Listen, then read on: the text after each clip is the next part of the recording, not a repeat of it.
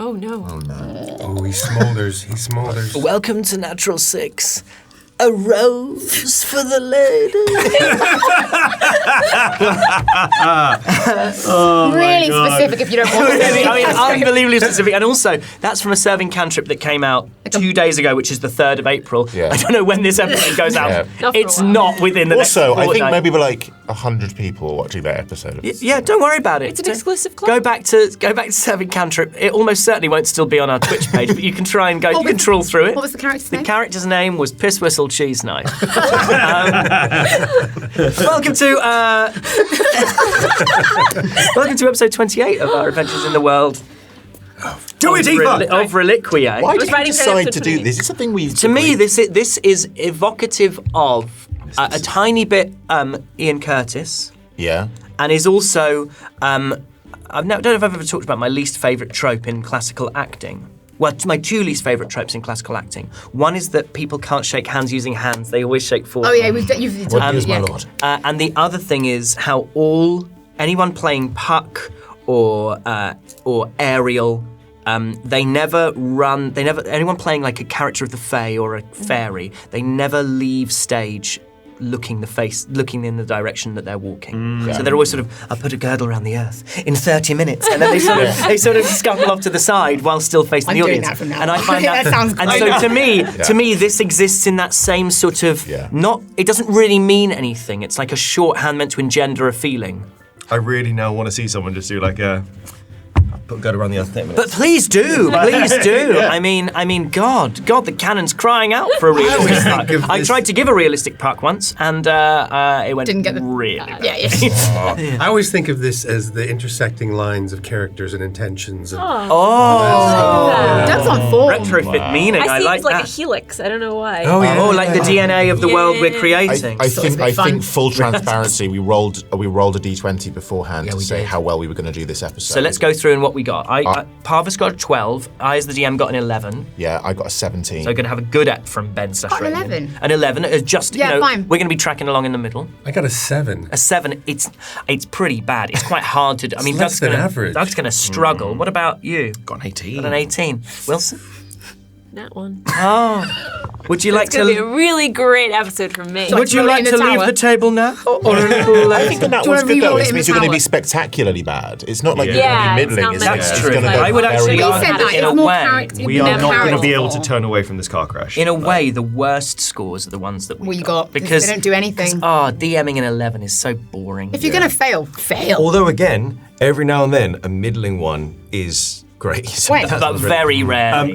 That was that one example. one time when You didn't roll. camp? You didn't roll high or low enough to discern whether or not Dolus was concerned by what Exactly. you brought. And in that moment, it was like, well, actually, that's ideal because it leaves us in this Don't just know. limbo space still. I was going to say spoiler alert, but if you're at this point, Well, you know what happened. Yeah. It's starting with This episode is 28. coming in and minutes. starting on 28. Actually, it's not for us. Is this the intro? Yeah. Yeah. Shall we? It's just been a long time since we well, said. let's stop talking then. Shall we? Okay, I'll do it as Tubbs Wank Moria. The other character from Serving Shall we play some Dungeons and Dragons? Yeah! Right. Tubbs Wank Moria. It's a good thing we. Oh, we didn't. I know. We didn't say hi to our heroes. Oh no! You did not. No, we were too busy Well, being. okay, so this is all going in as was. Oh god. Should we do it again? Should we start the whole thing again? No. Let's say hi to our heroes. Hello, I'm Aoife Wilson, and I'll be playing Dolly de Winter, the Tiefling Bard. Hello, I'm Alex Jordan, and I'm playing the Kobold Rogue. Hi, I'm Doug Cockle. I'm playing Kelnus, the Dragonborn Druid. Hi, I'm Hollie, and I'm playing Eloin Grenweird, the Human Fighter. Hi, I'm Ben Yep. Starr, and I play Radiant Thornbear, the Wood Elf Wizard. I'm Tubbs Wank Moria. Shall we play some Dungeons and Dragons? Yeah! Actually, this time.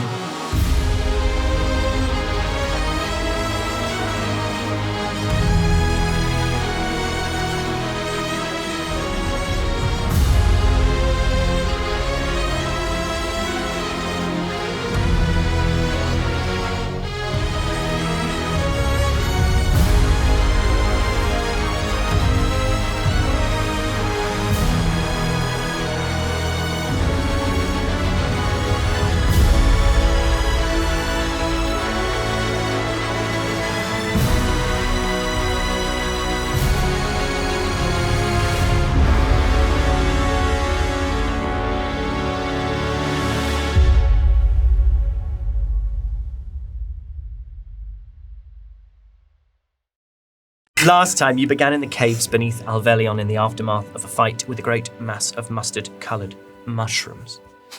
Radian examined the remains, sensing the blight that had corrupted the creature.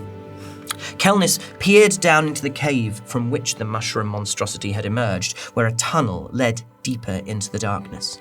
With I, the character not the me, and Dolly leading the party, you delved deeper into the Underdark, a chill fog settling around your ankles.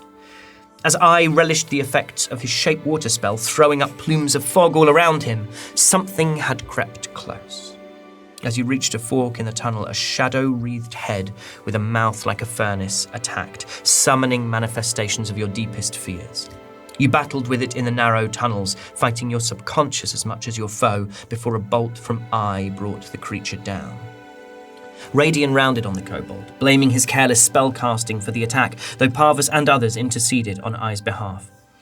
Sensing that one fork in the tunnel led to an area of greater warmth, you decided to take this path, Elowen lambasting Radian for going on the attack whenever he feels afraid. The tunnel led to a small hearth cave with a long, cold fire at its centre. I relit this fire, and you saw that the newly illuminated walls were covered in pictograms, more than even I or Parvus had ever seen. They told the story of themselves, the histories of the kobolds, their gods' actions in the divine war, their betrayal by Ristrin after the remaining virtuous cast doubt on their loyalty, the isolation of the kobolds as a species. Radian spotted humanoid creatures depicted in the pictograms that shared his appearance and his bronze-gold skin tone, though he did not reveal this to his companions. You began to discuss the plight of the kobolds, Parvus and I launching a fierce defense of their deity, even as Radian offered a differing perspective. That night you slept in the small cave, Elowen coaching Dolly in dagger combat before they both rested. And as the tiefling slept, Radian resisted the temptation to steal the dagger which she clasped close to her body beside the embers of the fire. After you woke, your journey into the tunnels continued, the air quality changing as you headed towards and then reached a large cave, a pool at the far end with a small rise at its centre on which stood an irregular stone frame. Parvus identified this frame as the gate you had been searching for.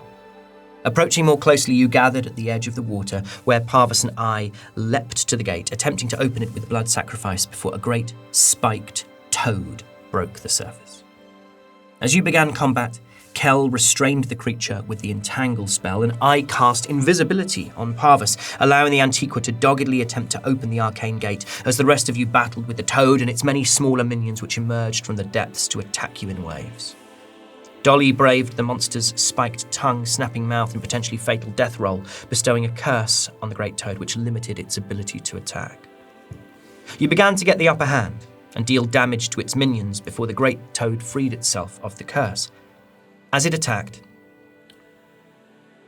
Bollocks, we were so close. As it attacked Dolly, Radian called on the deck of many friends. An animalistic humanoid emerged, Niven, though they were swiftly followed by Erastus Gracie. The two spirits battled in a whirl of knives and teeth before Niven bested his rival and gifted the party the chance to gain the benefits of a long rest. As more minion toads emerged, a refreshed newly dead began to make some serious headway. First Elowen, then Dolly, then I, adding to their kill count as they downed the fungal-ridden amphibians. Radian, fresh from questioning Niven, who had revealed that Erastus and the rest of the spirits in the deck yearn for freedom and rest, then cast the deciding spell, polymorphing the great toad into a common or garden variety frog. Parvus opened the gate, and the minions retreated into the water. And while the party rushed into whatever comes next, Radian chanced to look over his shoulder as Niven turned to dust and light. And that is where we are now.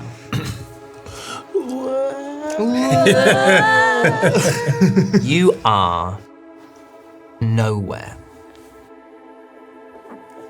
You are somewhere in dark and light. You are somewhere between night and day, brightness and shadow. There is no sense of time. There is no sense of moving forward or back, falling or rising. You are in stasis. The sound of wind grows around you. As your head tries to turn to left or right, up or down to see whether your companions are still with you. There is nothing you can do. It's like being pushed backwards, like being locked. And then you are in a cave. A different cave. And you hear birdsong. And there's a breeze. And the slow echoing drip of water on rock. And the humidity of the caves of themselves deep beneath Alvelion subsides. And you are in a hollow in the earth. There's stone on all sides, and a slanting beam of light cuts vivid through the gloom, and it illuminates a damp rock face in front of you, covered in a deep green moss. And as you take in your surroundings, a beetle skitters through this light and then retreats into the safety of the dark. Everyone roll me perception checks.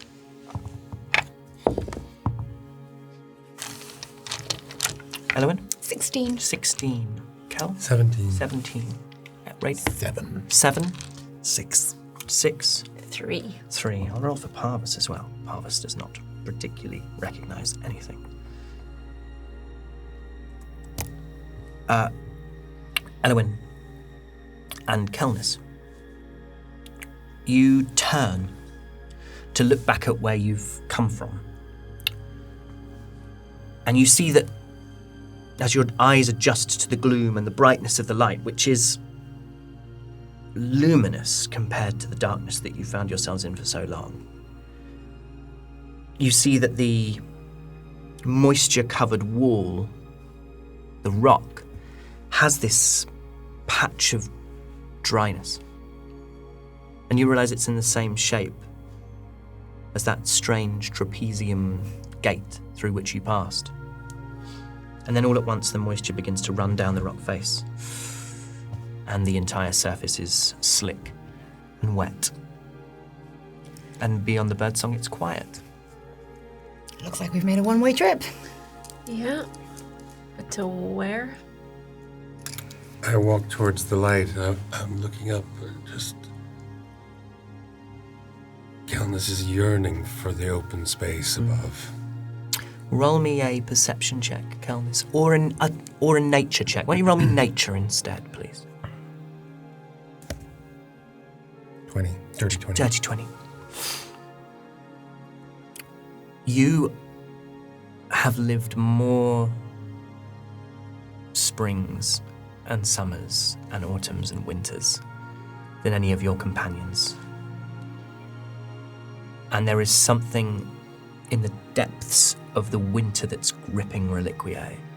There is something unmistakable about summer sun and the way that heat hits your face.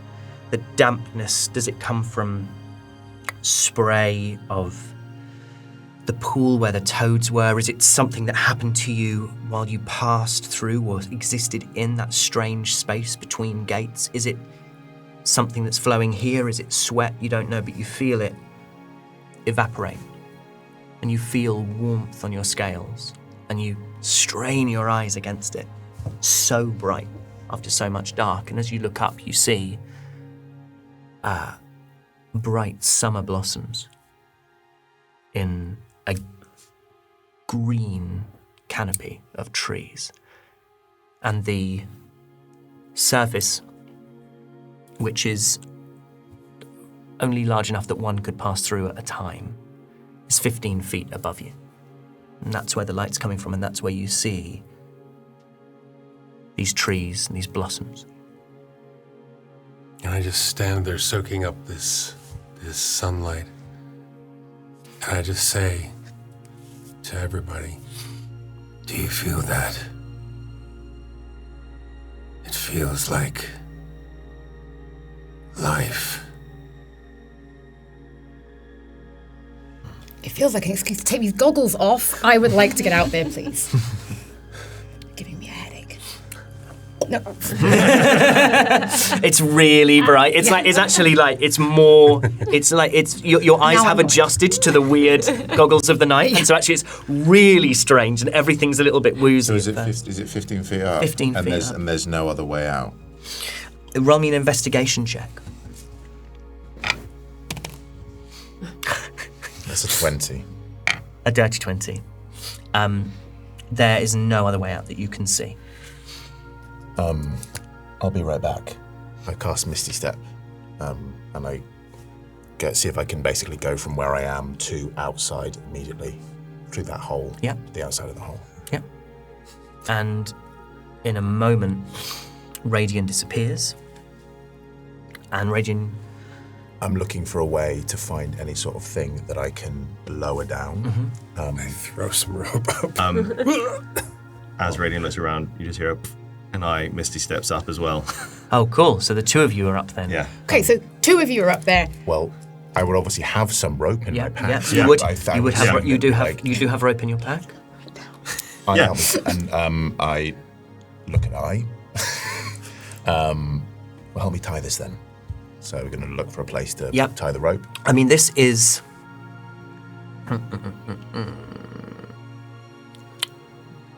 What does it mean to I and to Radiant to be in summer in the middle of winter? I don't think I has really considered it. Great. I think I is just sort of like, it hasn't kind of, he hasn't really thought, oh, this is weird, we're in winter. Great. So in that case, what does Radiant think about it? Is Radiant puzzled by it? Well, I was going to say in this instance, it's very, he's not really taking in, he's not taken with what's happening right now as Kelness is. Yep. And it's very much a practical, let's get out of the cave. Great. So it's, if there is anything above or around him, hasn't even remotely taken it Great. in. There are, this is a huge forest, a towering forest. The canopy starts anywhere between 20 and 40 feet above. These long, straight trunks, some twisted and gnarled, but majority very long, very straight, with very few low-level branches. But there are ample, large trunks that you could tie a rope around. You have 50 feet of rope and you have 50 feet of rope. Even if you used 50 to tie a load of secure knots, you can very easily get a rope that will allow everybody. I'm gonna turn to Ellen and go, do you trust me? Of course I do. Really? Yeah. I'm gonna cast Dimension Door. Show offs. What was that? There's a little bit of nausea sometimes, but Roll me should a pass. Constitution saving throw. That is, it's like a 10. It's 10. Okay, you feel dizzy. You feel a little bit like you've got off some kind of. You remember when you were much younger, and you used to go to the forest, the woods just outside the Grenweird family castle. Remind me of the name of those woods. It means grandparents, I think. The Distaw Woods. The Distaw. You used to go to the Distaw, and Torian had made a rope swing. And there was one time when Torian and Derwen got you on it and twisted and twisted and twisted and twisted and let you go, and you span so fast that you fell off and hit your head on a tree root. And it's the most frightened you'd ever seen them, because you threw up and they couldn't tell if you threw up from the dizziness or a concussion, and they said you weren't allowed to go to sleep, and they kept you awake in the caves for 2 days. And it has a little bit of that feeling. And between the headache, the fact that I'm now blind, and that I'm dizzy, this is actually awful. I is trying to tie this rope and turns around and just sees these two appear and just... I'm like steadying myself on I. Where is a Kelness? He's still down there. Guys! I'm just lowering this rope and it's going right in front of Kelness' face. We really need to get you a teleport spell. I didn't want to wild shape into a bird or something. Beetle? Beetle. Fly. Mosquito. You're gonna Thanks for the rope. climb up. You climb up? Yeah. Parvis also climbs up. Oh, yeah. Excuse me. Hello. The buddy system in full effect. Crawls over Kel. There was a lot going on up here. It was. As Kel, as you start to climb, you just feel something climb up and sit on your shoulder, and you think it's Hank, and it's absolutely not. Hello. Like Yoda. Yeah, exactly.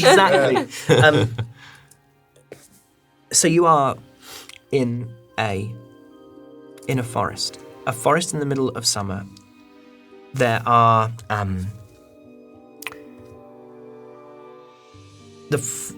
it's, as I've said, staggeringly bright, and the forest floor beneath your feet is thick, soft green moss. It's so full of dew that as you take a step, you see that there's this like hollow left by your foot which fills with moisture. It's early in the morning, but the sun is already hot. There are these flowering vines that twist up the silver and brown trunks of flourishing trees, and their boughs sway in this gentle breeze. There's honeybees and butterflies that are meandering to and fro beneath the canopy. You smell blossom. You smell nectar. You smell ripe berries that are adorning the bushes and the shrubs around you. It seems impossible that miles and miles from here, Reliquiae is in the grip of winter. Can I do an investigation check or nature check to see if I recognize this forest? Absolutely, you can. space? You can roll a nature check. 15. 15. 16, actually. 16. This must be the sister forest. There are 4 forests in the southeast of Reliquiae. One called the Child, one called the Sister, one called the Mother, and one called the Wise. And they are all kept in perpetual spring, summer, autumn, and winter, respectively. And this is summer, unmistakably so. And you recognise you must be in the Sister Forest, which is the most southeasterly, I believe, of the 4 forests. So we're here. Have you ever been here before, Cal? I think I will have, yes. How long ago? Just last week. Kel's passed through the sisters numerous times. Yeah, but That's you Lathy. Yeah, so you would. Yes. Yeah, no, that's a really good point. So Lathy is directly north from the sisters. A long way. Long way. but Month, it is- a month yeah. probably, but So I imagine, Kel probably yeah, early on traveled south. wouldn't be a crazy place to go. Have any of the rest of you been to the to the 4 forests? It's not. Yeah, the 4 forests are huge, but we're not terribly far from the tumbles. Yep. So it would logically. So there would be towns on the borders that you might have gone to. Yeah. Trade towns. There might be estates that exist on the borders of the 4 forests. Can I ask, is there, when it comes to these forests, would it be known as to why they stay in these states, who keeps them in those states? It's just we just accept that one is always. They just seem to work like that. This is very strange. It's nice, though. Oh, this is incredible. So you're telling me that this is always summer? And one is always autumn, and one is always spring, and one is always winter. Why would you go to the other ones when this one is here? The spring one is pretty incredible. Everyone roll me perception checks. Dolly and Kelness do so with advantage.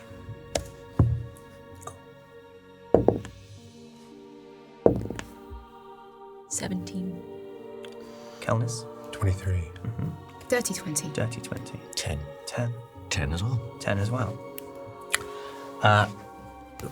The gentleman with 10s, essentially, you're just sort of taking all of this in. You were the first above ground. You're Gentleman 10. Gentleman. A gentleman's 10. A gentleman's 10. Which is a nat 1 is the gentleman's 10. That's a natural Benty. That's a natural Benty. You are essentially a full step behind everybody because you came up here and were just focused on getting ropes down, getting everybody Gotta up. untie that rope, you know? Yeah, I mean, absolutely. You're not going to leave it behind.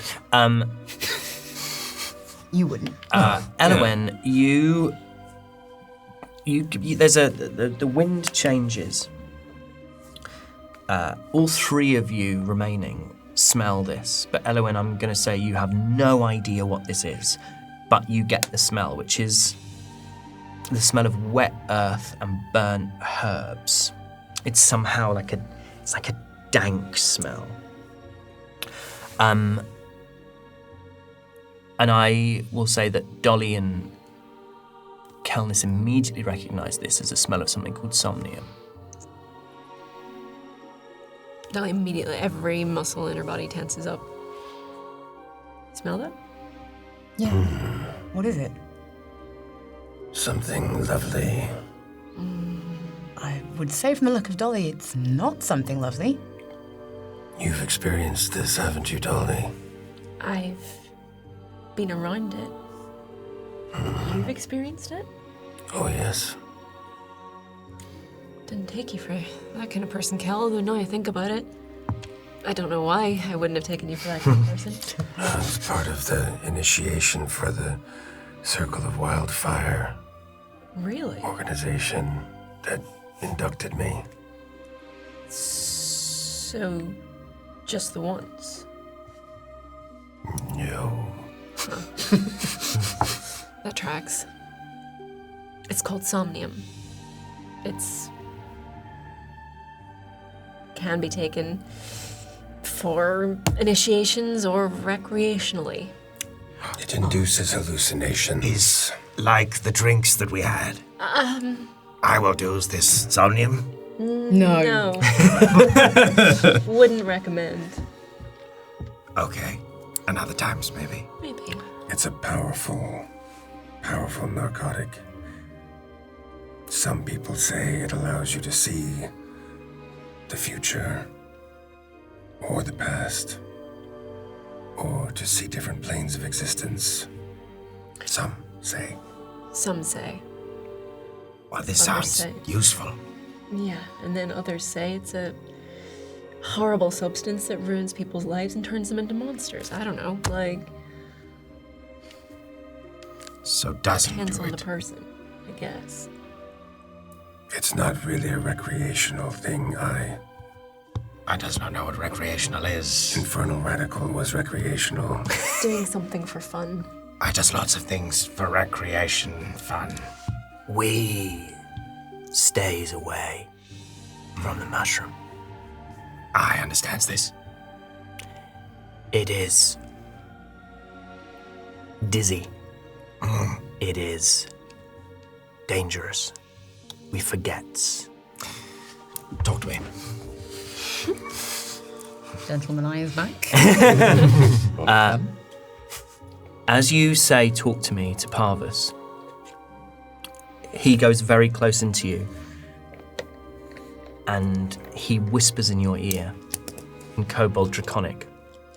I'm going to have him roll stealth. You'll all see that he's whispering. It's not about whether or not he's whispering, it's about whether or not you can hear it. So anyone who wants to try and listen can roll perception against his stealth. You have to beat a 24. I'm just like this. I've no desire to listen in. I mean, it's fine. impossible for me. I'm- Nat 20 you could do it, if you wanted to try. I'm No, so- I rolled a gentleman's 10. I have no clue what's going on. He says, "Do you not see them?" See what? And Parvus points to a tree, not far from you. And there is an arrow carved into the tree, an arrowhead with fletchings, and a marker that says home, indicates home. On this great big tree trunk just outside the cave from which you've entered. I walks over and can I get a look at it and see if I think it's fresh or if it looks like, there's dried sap or do you know what I mean? If great. It's how fresh it is. You watch as I walks over to a tree. There is nothing on the tree. You reach out, roll me an investigation check.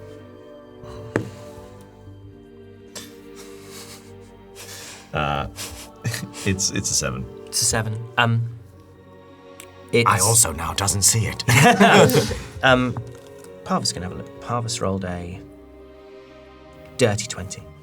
Parvis comes up and you watch as these two kobolds are putting their hand and tracing the outline of something that is not on a tree. Guess some of it's got to some of us quicker than the others. Yeah, you What took. does he mean? What? What are you looking for? This. What? The marks. The marks, arrows, home. You can see this. You can not. There's nothing there. It's just a tree.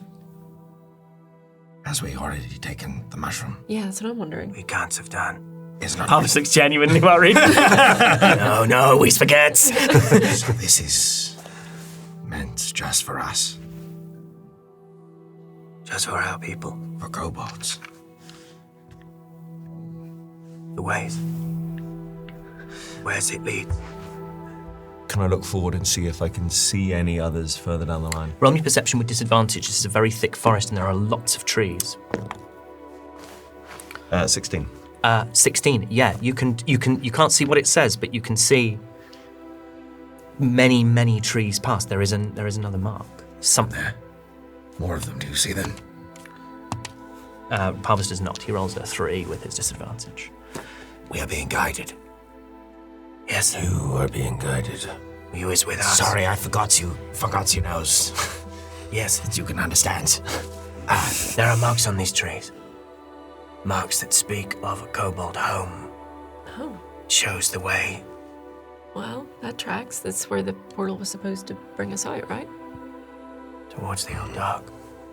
It makes sense only kobolds could see it. Can't imagine we're going to be particularly welcome. You will be with us. Well, we didn't come all this way to bring you halfway. And we've come a hell of a long way. I'm sorry, what are we talking about? We're gonna follow some signs? Yeah, we've. It guides us home. Radiant. Okay. Eyes winding up the last bit of the rope and just pushes it into Radiant and goes, Holds this. and walks off in the direction.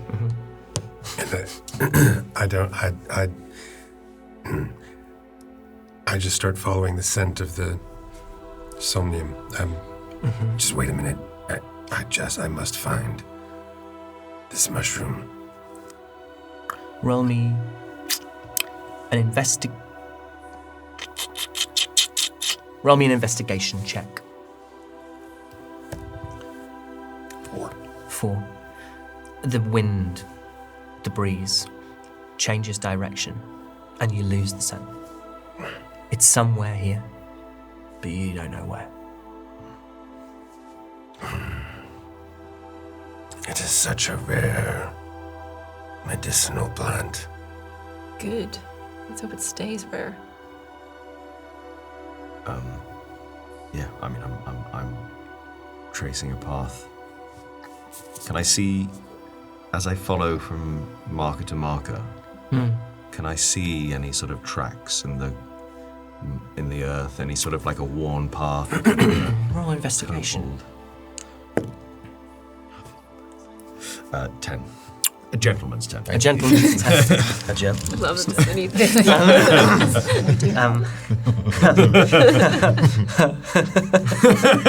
It's a gentleman's 10 gentleman. when you believe someone to be slightly less attractive than a 10, but you tell them they're a 10 because you're being polite. You, my dear, are a gentleman's 10.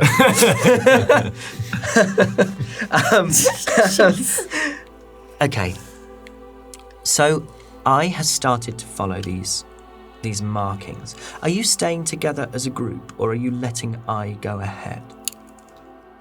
Someone has to go with him. Yeah, I don't see why we'd break away from him. I don't want to lose sight of him, but I'd be right next to him. I think I'm really conscious that, if himself doesn't exactly get on with Parvis, I'm not sure him turning up with a human, a tiefling, an elf, and a dragonborn's going to go well. So it's almost like I want them to kind of go first. Absolutely zero of this has been considered by Yeah. Oh, we know. I. Oh, you I feel like honey, you've essentially like you've heard the chimes of the ice cream. Yeah, but also, I mean, as in, like, I has not considered for one moment that bringing people outside of the kobolds Because for him, he's just like tribe. He's bringing tribe, and also in his mind, he's like, well, we are opposed to Barabask, and therefore, so there's been no consideration Like of... on an actual like philosophical level, there's Yeah. no... No.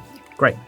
I'm kind of lagging behind a little bit. I'm keeping up, but I'm still looking for the mushrooms because they're hard to find. Yeah. And I really want to grab some. I'm gonna stay behind with Kelness because I want to have a little conversation. Okay. So I starts to head deeper into the forest, Parvus beside him, Dolly... We're kind of somewhere in the middle. Dolly and Yeah. Elowin in the middle. Keeping our and then- distance. Yeah, but I know we're... I can see it. Yeah, How are yeah. you? And you moving through the forest with kind of an abandon and just like following a trail, like one would walk through woods nearby. I'm not rushing. But you're not sneaking from tree trunk. No. Right, I'm okay. just kind of almost zoned out, looking for each one, just sort of in a sort of mindless trance-like state. Just kind of... I will say you start to follow them, and they are every.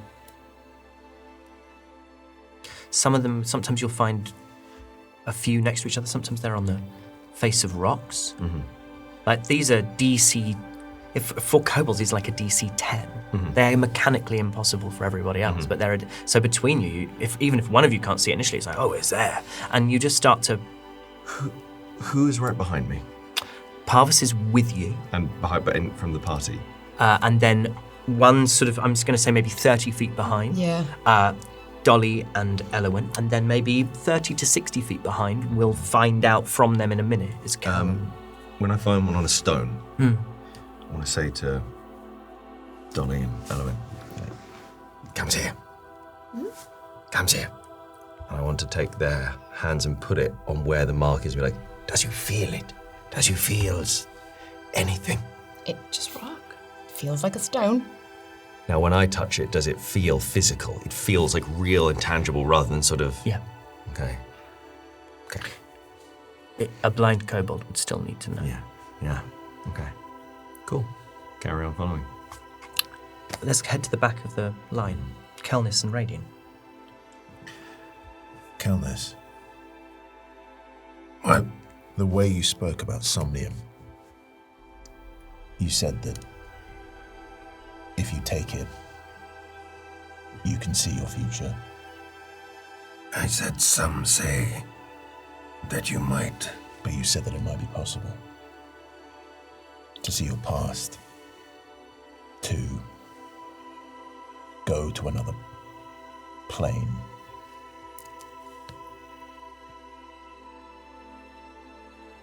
It is possible.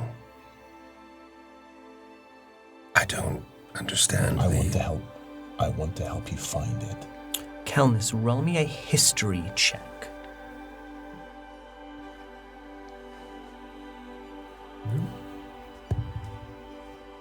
50.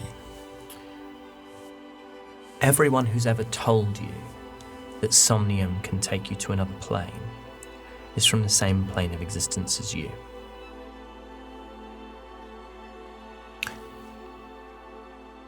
I have experienced Somnium. And I can say that I was astonished by what I saw, but I cannot say that it was another realm, another plane, or the future or the past. But maybe it's different. For each person who takes it, maybe there's a chance. Some say there is. Then I'm going to take that chance. I want to help you find it. You said it could be somewhere here. Help me. I clearly can't sense it, but I'd like to try. It's a very, very powerful medicine, Radiant.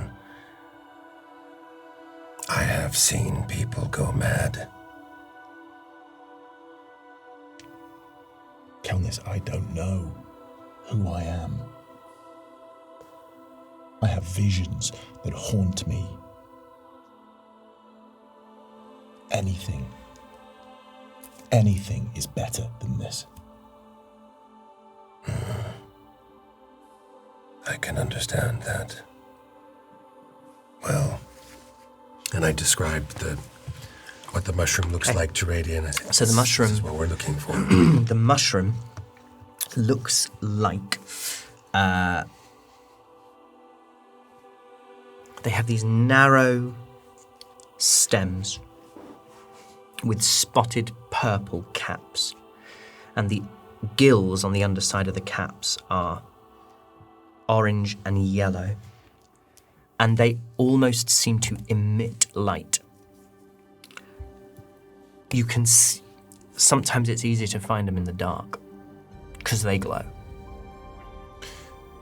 Could I, as we're moving, I'd imagine that we can't stay too far and they're moving at a real pace. Yeah, I mean, I would say that what I'm imagining is that you're ambling along at the back, not allowing them to get out of sight. Yeah. I'm happy to roll a disadvantage or something, but can I roll investigation to see if I can just... Yeah, you can. We're too far ahead to hear any of this. Yes. Just roll flat. Yeah, I mean, it's a 12. No. But with Kelnis's help, he does help you tune into that smell. This dank smell almost smells like, in addition to what was said before, this wet earth and burnt herbs, it's like burnt coffee, like over roasted bitterness. I want to keep searching as I'm ambling along. Roll investigation. 4 again. Yeah. Nothing.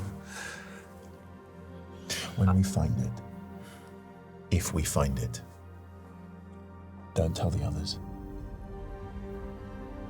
You know I'm going to do this. Whether you tell me I can or I can't, but don't tell the others. I think, Radiant, that you, were you to take this, may need the help of the others. You saw the way that Dolly spoke about it. She's not going to let me do it. If we find it, I will not say that we have found it. Thank you. But if you take it, I will tell them. Doesn't matter. I already have taken it. Nothing you can do after that. Except be there. Thank you.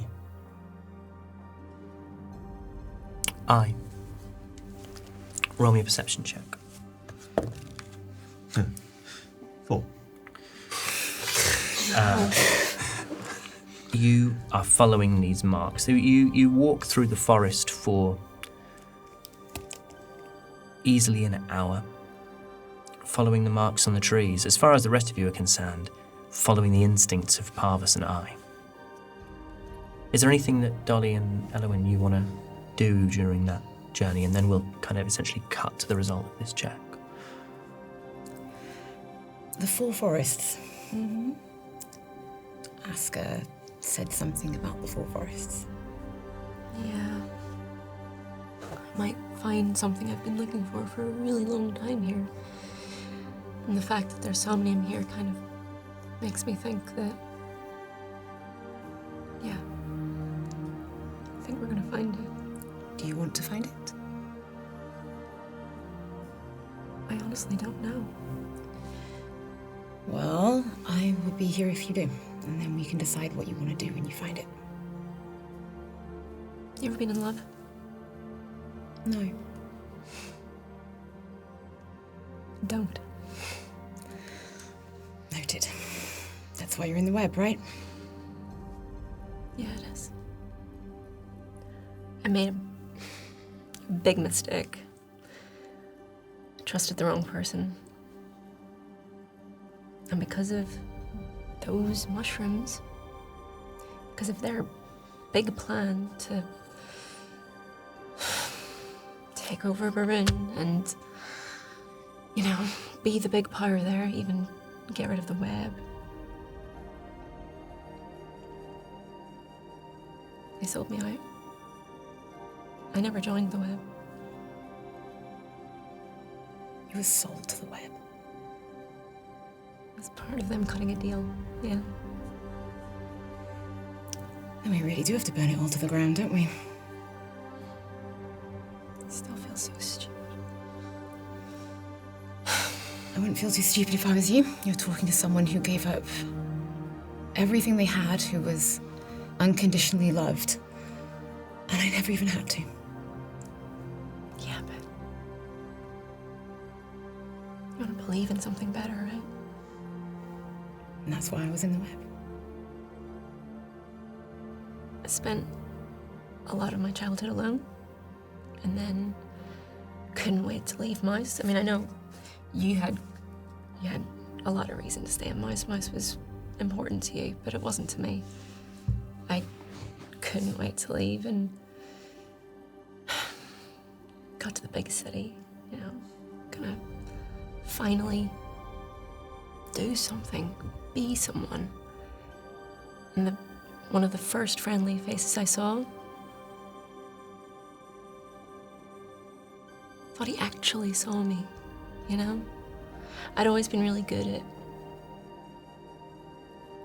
making people feel seen. But that was the first time I felt special. Well, for what it's worth, I see you now. I'm gonna give her hand a squeeze. I'll squeeze it back. I don't know what we're gonna find. I'm glad you're here. Well, whatever we do find, if it needs the application of a short sword, you know exactly where to point me. Oh, I will, but that first cut's mine. You can have the last one as well. Yeah. I think I need it. And then we'll celebrate. Up at the front.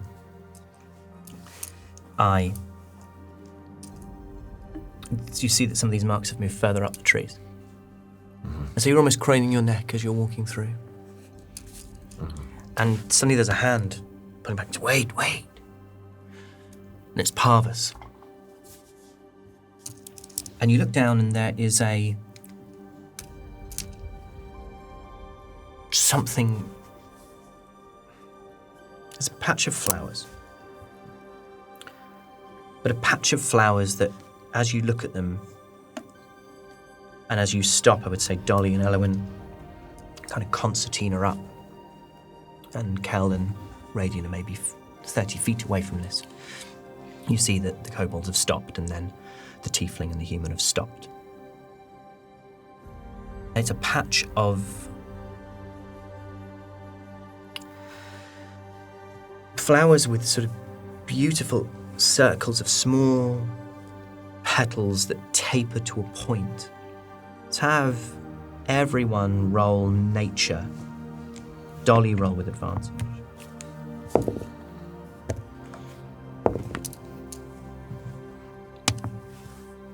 $16. 16. 7. 23. 23. 12. Dirty 20. Dirty 20. These are dahlias. Just a patch of brightly coloured dahlias that look to have been planted in a semicircle. And they surround a perfectly circular white stone that's been pushed into the earth. And it has a V scratched into the centre of it. The web is wide. Roll me an investigation. With advantage. 14. It's the wrong angle for a web symbol. It's not this wide. Good for the web. But it doesn't have that sort of openness that a web symbol has. Much tighter, much narrower. Okay. It has little, you know, when a formal V is written in old scripts and it has those little lines at the top. It looks closer to a Roman numeral, but you would recognize. You wouldn't obviously have that as a reference, but there's something about it which is different to a web symbol. Okay. Can I go up and touch the stone? Absolutely. Yeah, nothing happens. Okay. Does anyone recognize this? Can I just roll investigation? Yep. That is a 13. White stone. Dahlia flowers. The flowers look to be planted around Yes. it. Looks to be intentional. Yeah. I'm gonna move forward and crouch down and have a look.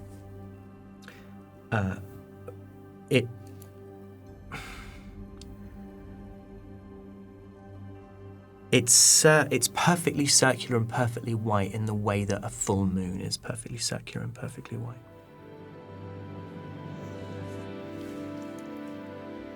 My hands are shaking a little bit as I kind of touch it. Look to Elwyn.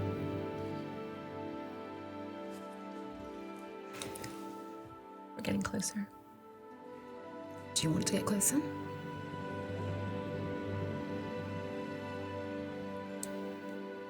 I think so. If you're crouched down, I suppose I'll just put my hand on your shoulder and again give it a squeeze. What is this? What are we getting closer to? I think there's someone in this forest that I know. Someone. Mm-hmm. Someone good. Someone friendly. Someone who knows more about Somnium than you do. You've been here before? This forest? No. Then what's it to you? It's not what it is to me, it's what it is to someone else. What is this symbol, Dolly? You do not. You have never seen this symbol before. I don't know, these flowers, the intentionality of it, the drama of it. Is it a grave marker? I don't know. What does this mean for the kobolds in this forest? Maybe nothing. It might be nothing. It doesn't look like nothing. Yeah, that's my thinking too. These flowers do not grow. Not here. I've seen them before. They're dahlias. Mm-hmm. It grows near mouths. Yeah. Could I know, because everyone else is kind of investigating. Could Yes. I do a little cheeky person? A little person. Little baby one. Could I do a little bit? Could I have a smaller me roll a smaller investigation? Can I have a tiny peek? Just the peekiest peek.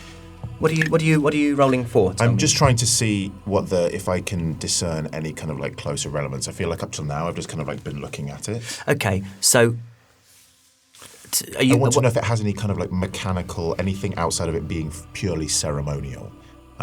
You're trying to determine whether it has a functionality. Great, that is an investigation check. And I rolled a very poor 13. A scoundrel's Yeah. 13. Scandal. Just naming all of the numbers. Bingo. A natural 6, a gentleman's 10, a scoundrel's 13. A toddler's 12. Which is a 5, of course, a toddler's 12. Someone write this down. It's a. Do you want to lift it up? Do you want to pick the stone up? There's just something that you said that has tickled my fancy, which is you said the colour of the stone was like the colour of a full moon. Yeah. It's perfectly circular. And this is now Ben the player. So you're metagaming. Then I can't because I rolled a 13. You examine the stone. You maybe see if it doesn't seem to have been. There's no sort of adhesive. It's not been packed in with clay like one would make a brick or mortar. Yeah. It's been placed into the moss. An area of moss has been removed in a semicircle, and dahlias have been planted in that space. It doesn't seem, as you touch the petals and the stems, nothing moves, nothing shifts. The ground doesn't rumble. What time of day is it? It's, I would say it is now sort of 9 o'clock in the morning. You emerged out of the caves at about 8 o'clock, so it's been perhaps an hour. The markings we are following these. Getting higher. And then we finds this. Could that be Does this look, I mean, we can't see the markings. Does it look like that? Parvis gets out a knife and carves onto a... Or actually, he would have parchment and ink. Parvis paints the arrows. In fact, they look like eyes crossbow bolts. And he paints this symbol that you recognise. Actually, you would have seen it a lot in the caves of themselves. It's the kobold equivalent of painting a house. You know, the symbol of a house. Instead, it's this sort of shape that seems to contain the idea of a cave and the idea of a hearth fire all at once. We sees this on the trees and on the stones. Not the same hand. What's the height? Does we think? Why is they getting higher? I does not know. Roll perception. Have a real good look around here. 15. 15. With a 15, you see off in the distance that there is one that seems to be lower. Okay. And then you see that something is slumped at the base of the tree that has this marking on it. 120 feet. I put my hand on Parvis. Locks. Well, I will have them roll with advantage. Perception. That's a dirty 20. Creature. And I think they is alive.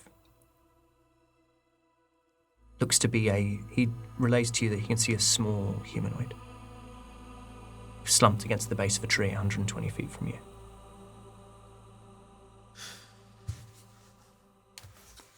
We must go to them. Little brother, be steady. Yeah, I mean, I'm not gonna pull out a knife or anything. I'm gonna go over just Yep. open. The rest of you following, or are you? I'm actually gonna pick a dahlia on the way out. What colour? There are purples and oranges and pinks.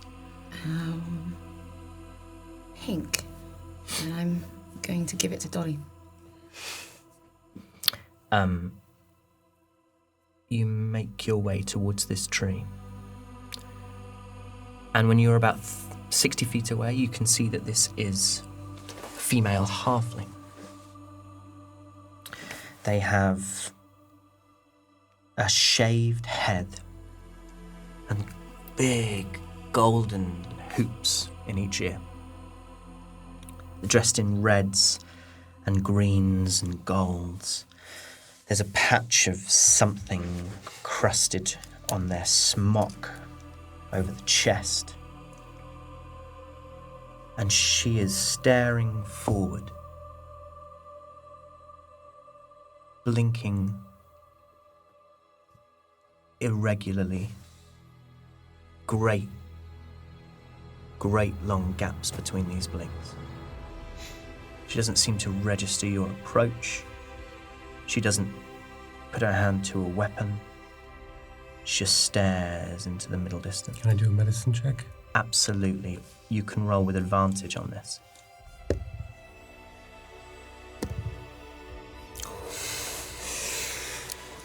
It's 26. This is Somnium. I've seen this before. This halfling has taken Somnium. Idiot. What's... Just, I don't know why anyone would do that to themselves. Can I search the halfling's body for Yeah. Somnium? So you go towards her, and as you put your hands on her, she half smiles, and then she starts to tip. I She pick her just- back up. You bring her down. No, I just prop her back up. Prop her back Catch up. her, prop her back up. She half smiles, and her breath is really deep and long. I say to her, look at me. Don't fear. I will not hurt you. Look into my eyes.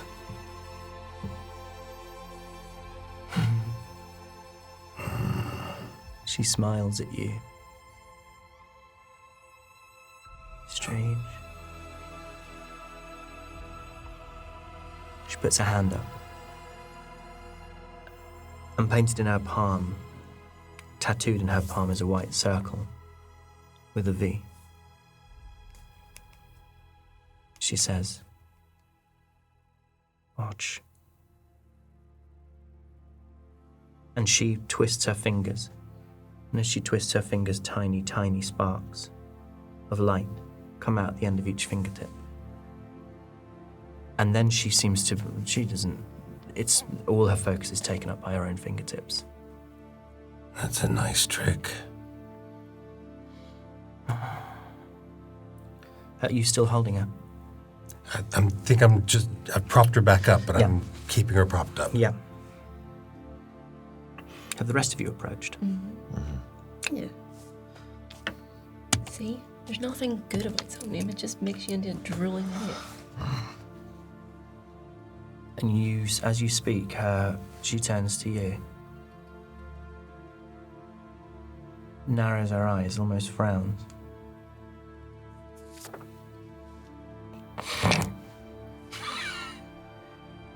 You'll be here one day. Doubt it. I'll hear all your stories when you're really here. I bring her back to me. What is your name? She looks up, almost as if she's looking up into her own skull, trying to recall. And after a long time, she says, Cloda. Cloda. Cloda. Pretty name. It is a pretty name. That symbol on your palm. It is like the stone back there. You seen the shrine, have you? It's a shrine, is it? Shrine to whom? I am a stranger in these lands. She looks worried when you say you're a stranger. Like there's a moment where she's trying to gather her faculties. Like she's trying to... The logical part of her brain is screaming at her from a far, far, far off room. Go ahead. I cast prestidigitation, and I make a mark or an object appear on a surface, and I make the mark appear on my hand, and I... Just the mark or the white circle as well? Whatever sheet... So whatever white she- circle with... Yeah, and I bring it, and I just... Great. I just like when people say prestidigitation. And Great she- word. And she says, "Will you come with one of the children?" As she sees the symbol. Child of the midnight moon. Tells them about it. What did you say? The child of the midnight moon. That's right. Child of the midnight moon. We're all children of the midnight moon here. Vigil told us all about the midnight moon. And one day when she's ready, she'll come back.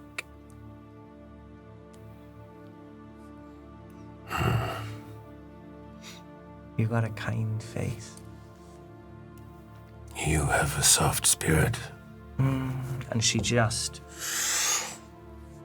doesn't put her hands out onto her side in the moss. Let's stay here, I think. See, never, ever, ever do that. Don't ever do that.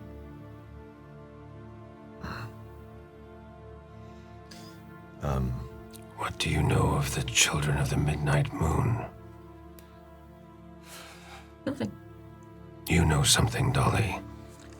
Roll insight versus a perception or a deception or a persuasion. Don't tell us which. What was the insight? 9. 17. Nothing. You believe it?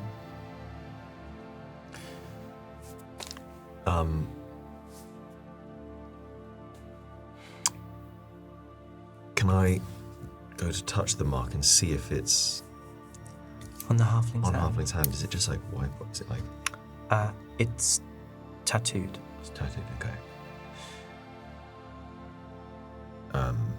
I looks at both of them and sort of makes a very clear memory of it. Yeah. The mass continues. Yeah. I need some air. Can I look for another next marking? Yeah, you see one. Cool. Takes you into a thicker part of forest. Are they still going? Is it? You said one lower. Is it? I'll let you totally behind the screen. I was making a reason for you not to have seen the shrine. Got it. So they are on all kinds of different levels. Great. I don't want you to follow a wild goose. Goose chase. I don't think I don't think that would be fair for you to have to do extra maths. Yeah. Cool. But you see that they just as they were before, that it returns to a regular pattern of sometimes lower, sometimes higher, sometimes on rock faces, sometimes carved into trees. Okay. Yeah, I'd like to head in the direction of the next one. Just before I follow, I want to gather some more moss together, and I just gently lift Cloda's head and stuff some moss underneath. And as you do, she says, She's beautiful. I bet she is. and she closes her eyes. Did a clue to this guy. Add a D4 to your next roll. I'm dead serious. I want to search this halfling for somnium. Roll investigation with advantage. There's very little resistance. Dirty 20. Dirty 20. You find a little hempen pouch in her robes, in her tunic. There's like vomit on the front of it. It's quite an unpleasant thing. But you go into her robes and you pull out this little hempen pouch. And inside you find a few just dried stems of somnium. Enough for 2 doses. Sure we need that, girl? Well, he never hung. know. Did you hang behind and do this by yourself? Are you letting anyone else know that you're like? Are you? I'm just openly doing Great, it. you're I'm not openly hiding doing it. Great, I just wasn't sure. What do You you never know when you might. No, you're never gonna need that. Can't say I've got a massive desire to do that. That is too much insomnium. That's the opposite. Yeah, insomnium is the anti-venom. If you take both, people say you never get hungover. I take 3 or 4 insomnium before I go to bed after and a Barocca, and I wake up feeling genuinely fine. Some people, you got flammable and inflammable. Some people, Yeah, you balance them throughout the night. Yeah, people are going, but wait, which one is? Because it's flammable, is it inflammable, insomnium. That is too much. If used wisely, So burn it if it's too much. that does not happen. I don't think you can use that wisely. I have no intention of using it now, but this is a very, very rare medicinal plant. I turns back and says, It could also be useful to do this to someone else. That is true. Cruel, but true. I'm sorry, Dolly. Just I will keep it hidden. don't eat it, okay? I have no intention of doing so today. Or any day. For today at the end. They're doing so. Right. It's the equivalent of just doing that. Yeah. No, Dolly, I have my fingers crossed on my back. Psych. Doing everything. Okay. And then I follow. I'm still looking for somnium. Roll me one investigation. 15. Tiny cluster, a few stems of fresh somnium. It does very little. It does almost nothing fresh. Needs to be dried. I attempt to, without Dolly seeing in particular, gather this small bundle. Normally, you're the one spotting everyone else. I know. So everyone else, let's roll a stealth check, and anyone who believes they would actively be watching Kel, roll perception. No. Anyone who does not think they'd be actively watching Kel, you just have to beat passive perception. I feel like, yeah. Only because he did Yeah. that with the halfling. What was your stealth? 17. Did anyone beat 17? Radiant sees. Baby. I got a 21. Radiant sees. Parvis is not interested in this. So I'm just cutting the mushrooms down. And I wrap them up in a little piece of cloth. And I pop them into a pouch at my side. So I'm going to say you have 2 dried and 2 raw doses. Make sure you write that down because I won't be able to keep track of it. Roll me a D4. Anyone. 1. 1. You got the best one. It is the best one. We'll never know because I don't know what the other 3 are. You said it's the best one. Answer. Oh, yeah, of course, take him at his word. It's the best one. He's never lied before. No, why would a DM lie? Yeah. You are Deceptive man. picking your way through this forest. Now you've seen what there is. Now you met this halfling. Despite the beauty and the light and the colour and the nectar, and you're picking ripe berries from trees. You're all the things that all the treats. It's kind of like, it's almost like being in a sweet shop that, lick a snosberry, it tastes just like a snosberry. But these are things that you would have to wait 6 months to enjoy again. And you, although you're not hunting, those of you who do hunt or have hunted, there's small game, there's like seemingly almost tame deer, like skipping through the forest. Your path takes you down by a creek. And yet there is this emerging awareness of the kind of trepidation, not anger, but tension between people. This sense that you're on guard in a way that you weren't when you first emerged from the cave. And Oh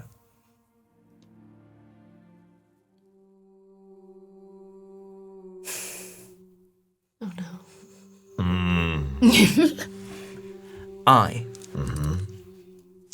Roll me perception. What'd you get? I'm just gonna leave. That was a net 1. Okay. Fortunately for you, Parvis rolled a 21. Parvis, what does your kobold accent? You I see. You're breathing differently.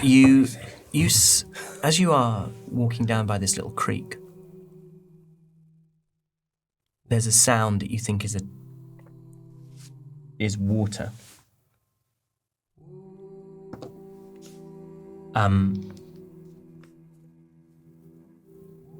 And Parvis again puts a hand on your shoulder. Look. And you see 2 figures at the base of a tree. like this in the sun. They wear gloam cloaks. And their masks are off and placed beside them in the moss. I want to reach into my pouch, my backpack, and I want to pull out mask. And I want to hand it to Dolly. I say, Dolly, looks. What? Points it out to you. And I point out to these two and I go, You as good at this sort of thing. Usually. What do you want to do? Does you think they is like the halfling? They could just be enjoying the sunshine, but I don't think we've ever seen them with their masks off before.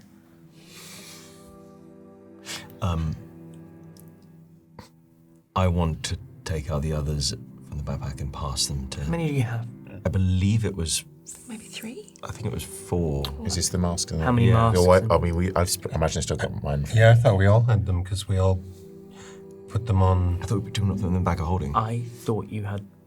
Oh, so I thought in total you had 4. Do you have 5? Do you have enough for everybody? I guess you think we probably have would after the 5. Battle of Mouse. Didn't we all put them on when we were Did in you? Alvelian? I've never done. I didn't think you'd ever put one on. Is there one for you in people's inventories? That's I can't track other people's inventory. I thought it was 4. Yeah, and I 4 had clocks. I had 4 in my head. and it was, Yeah. and I thought it was like in I the don't think we bag of bothered after holding. the Battle of Mouse, like Yeah. gathering When up are we gonna extra see these clothes. guys again? Yeah. Great. Everyone roll me investigation checks as you're... I'm assuming you want to get a look I'm handing at them these. to everyone else but me, by the way, because I'm like... Great. Yeah. 17. 17, 11. 11, 12. I hate a swimming. It's a 4. It's a 4. 17, you see, Elowen. Did you roll? I. No, sorry, what were we rolling, sorry? Investigation. 10. 10. Okay, so just Elowen. You see that these two don't appear to be under the influence of anything. It's an orc and a half-orc. And they are reclining. The half-orc has these great tusks coming out of their mouth. And as you get close enough, you can just about hear their conversation over the top of the breeze and the bees and the stream.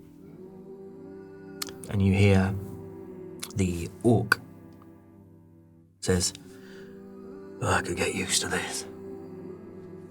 And then his companion says, Aye, me too. Anything to get away from that fungus.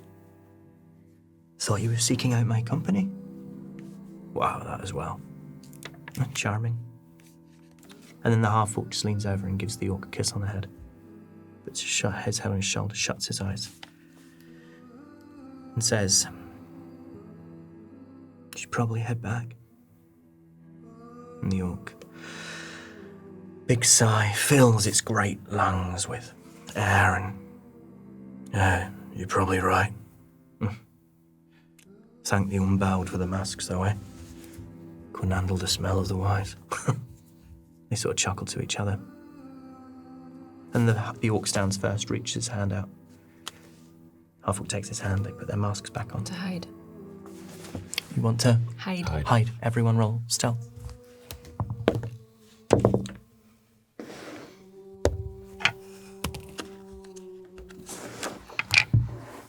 What did everyone get? 21. 14. 25. 16. 24. All be their passive. They ain't looking for you.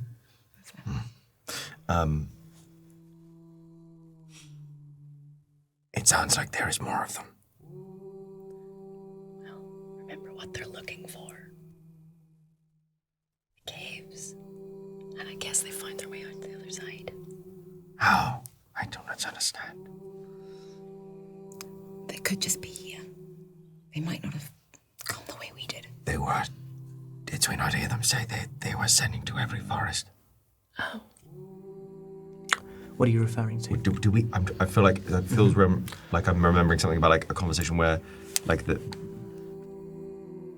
gloam were out looking in every. In Alvelian, you Oh, you didn't see it. We talked about it in action search.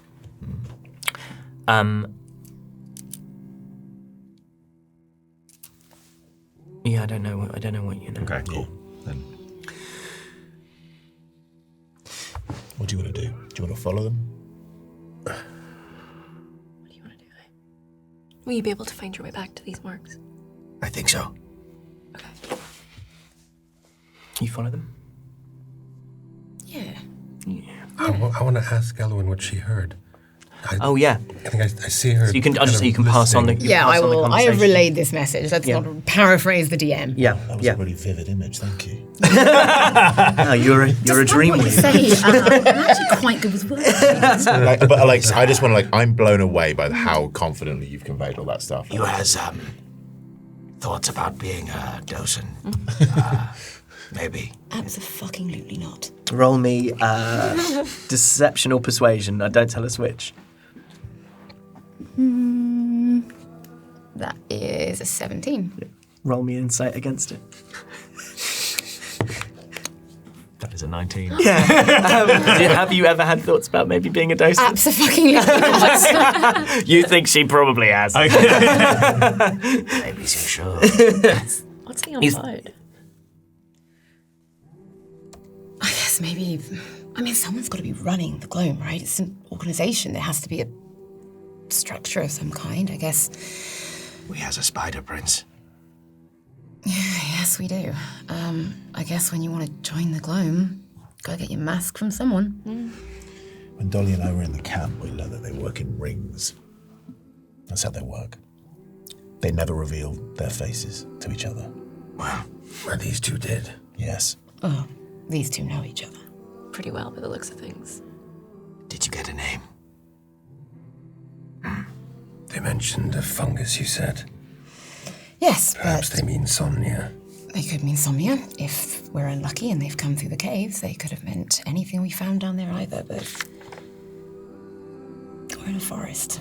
Do you think they have a link to the children of midnight, whatever? Your guess would be as good as mine, but the Gloom are on a mission anyway. It makes sense. If they're looking for what we're looking for, they'd be all over Reliquiae. And look, the Four Forests are big, but we're not that far from the Tumbles, and we've met them there once before. I is worried about lettings them on that they might be close if they does not know. Well, we can either leave them and let them fumble around in the forests for a while, or we could get unlucky and they might know something we don't, in which case I'd rather have a few less gloom. I thinks it is too risky to leave them. I agree. Then we follow. We follows.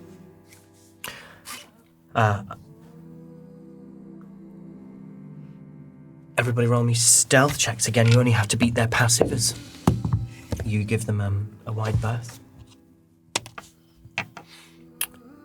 12. 21. 21. Not 20. 14. Parva's got a 19. You beat their passive. They're not looking. But Fine. One. Dolly takes a step, and I spots that there's about to be a twig, and just Yeah. Sorry. And you follow them. You follow them on a trail through the woods, through the forest. They cross over the stream that's sort of the little brook that you've already wound your way through. Cross over and back and forth a few times as that meanders through. And it's perhaps the rushing water which helps cover up any heavy footfalls from the six of you. I think that child you walked in about we're all walking normally, and Dolly's like, And I is the mum going to try to interact with the children. It's just nice to be out, isn't it? Like, I still wish I had the confidence of that child Yeah. with Elm. I hope that child has a wonderful life. Oh, like, me a great, too. Me too. happy They gave a life. lot to the world without even realising. Roll me another d4 as you pick your way through. Anyone can do it. I did last one. 4. A 4. Best one. Let's do it. You, at one point, these two cloaked gloam figures sort of take a wide arc around something, and you realise that it's a little quicker to actually sort of cut them off. You can see where they're going. And as you cut them off, you stumble across a body. A dwarf wrapped in a cloak that has leaves and vines and berries woven into it. Does the wrapping in the cloak, does it look like it's just kind of, or has it been intentionally sort of... No, it looks as if it curled itself up in its cloak and died. Okay. And it's surrounded by mushrooms. Roll nature, everyone. I'm going to say Elowin, Kel, and I can do so with advantage. I think you probably were the gatherers, or would be more familiar with these sorts of things. 17. 17? 17. 17. 22. 22. These are 100% poisonous mushrooms. These are really poisonous. You die with these, or a regular old Joe. And this person's surrounded by them. It's like they have a next to them is what kind of used to be in them, Yeah. and clearly their bodies tried to get rid of it. And within that are some of these mushrooms, and then there's a few others clasped in their hand. Would we know generally that it's poisonous when consumed, or poisonous just being around? Poisonous when consumed. When consumed, okay. I mean, I don't know what the technical term is really, but I would like to take up my blade and just sort of lift the cloak. cut them open like that thing that Luke Skywalker goes into. Curl up inside. Oh, God. And you hear the word, you hear me go, Tauntaun. Very good, thank you. So I want to see if I can just kind of lift up, and I want to see if I can search and just see if there's anything on this body. Roll me investigation. I'm going to say you're doing this with disadvantage because you don't want to lose track of the globe. It's a 11. Okay. No, nothing of note. Okay. We moves on. You keep tracking the globe. And Did you get the poison mushroom? No, I didn't take any. No. I'd like to take some. Lick 'em? do you know what they are? Pardon? Do you know what they are? Well, I rolled a 21 on my you nature did? check. Of course, So yeah. I didn't say what I got, but I got a I do 21. apologise. No, so Yeah. I was like, No worries. Yes, you recognise that as a poisonous mushroom. because I like to think that I've been taking since my obsession with the Licking things. no, not with the licking thing, but my obsession with trying to find the somnium thing. I think I'm just taking like more of an interest. So maybe Kelness had pointed out in the past, like, don't have these, don't do these. I So think it would be perfectly reasonable that those of you who know exactly what kind of poisonous mushrooms these are like, oof, no wonder they're dead, kind of thing. I kind of take them out of the hand and then I hide them. Yep. And you follow the globe.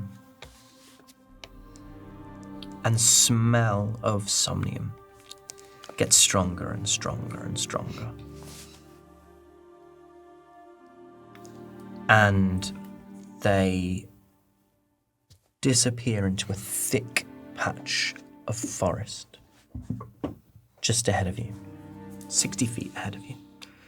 Sort of part some dense foliage and move through the foliage. Not magically, but just in terms of elasticity, sort of springs back. I suggests you holds back for one beat.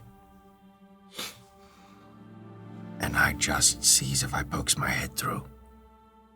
I thinks it is unwise for all of us to try and just go straight through here after them. there is many of us, there are many branches, many twigs. I will just cease if it looks clear. Be quick. Be careful. Yeah. And let's just try and see if I can super stealthy just behind the... Super stealthy. Not stealthy. What do you roll for Super stealthy. I said you can add a d4 to something as well, didn't I? Yeah, you did. So you can add a d4 to this. Roll me a stealth. That's check and super add a stealthy. d4. That's super stealthy. Yeah, I mean, it doesn't matter. I mean, it's It does it's matter. a 20. It's a 21. Yeah. Yeah, but It's a 25. Okay, it was a DC 24. Crazy girl. Crazy! Wow. Need to get that added to the Steam You, with elaborate care, move. It takes a while because what you're doing is sort of waiting for the breeze, and each time the breeze takes, it sort of allows a branch to undulate. You push it through and push it through and push it through. You've seen I move silently many times, but this is like a particularly impressive One might say iteration. super. Everyone under their breath at the same time goes, super stealthy. You push the foliage aside, and there's a clearing, or at least a clearing has been created. Trees have been felled, but so vast is the spread of the branches of the trees in the sister forest that still there is a canopy. And beneath the canopy are a collection of squat buildings that are constructed around huge clusters of somnium mushrooms, 20 feet high. These are narrow stems emitting this light, these purple caps, these gills of luminescent orange and yellow. And as you give me a perception check, that's what you can't help but miss. 3.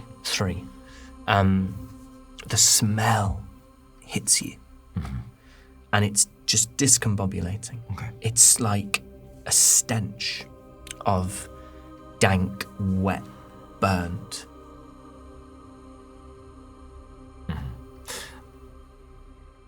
Do I see the two that just came Not in? with a 3, baby.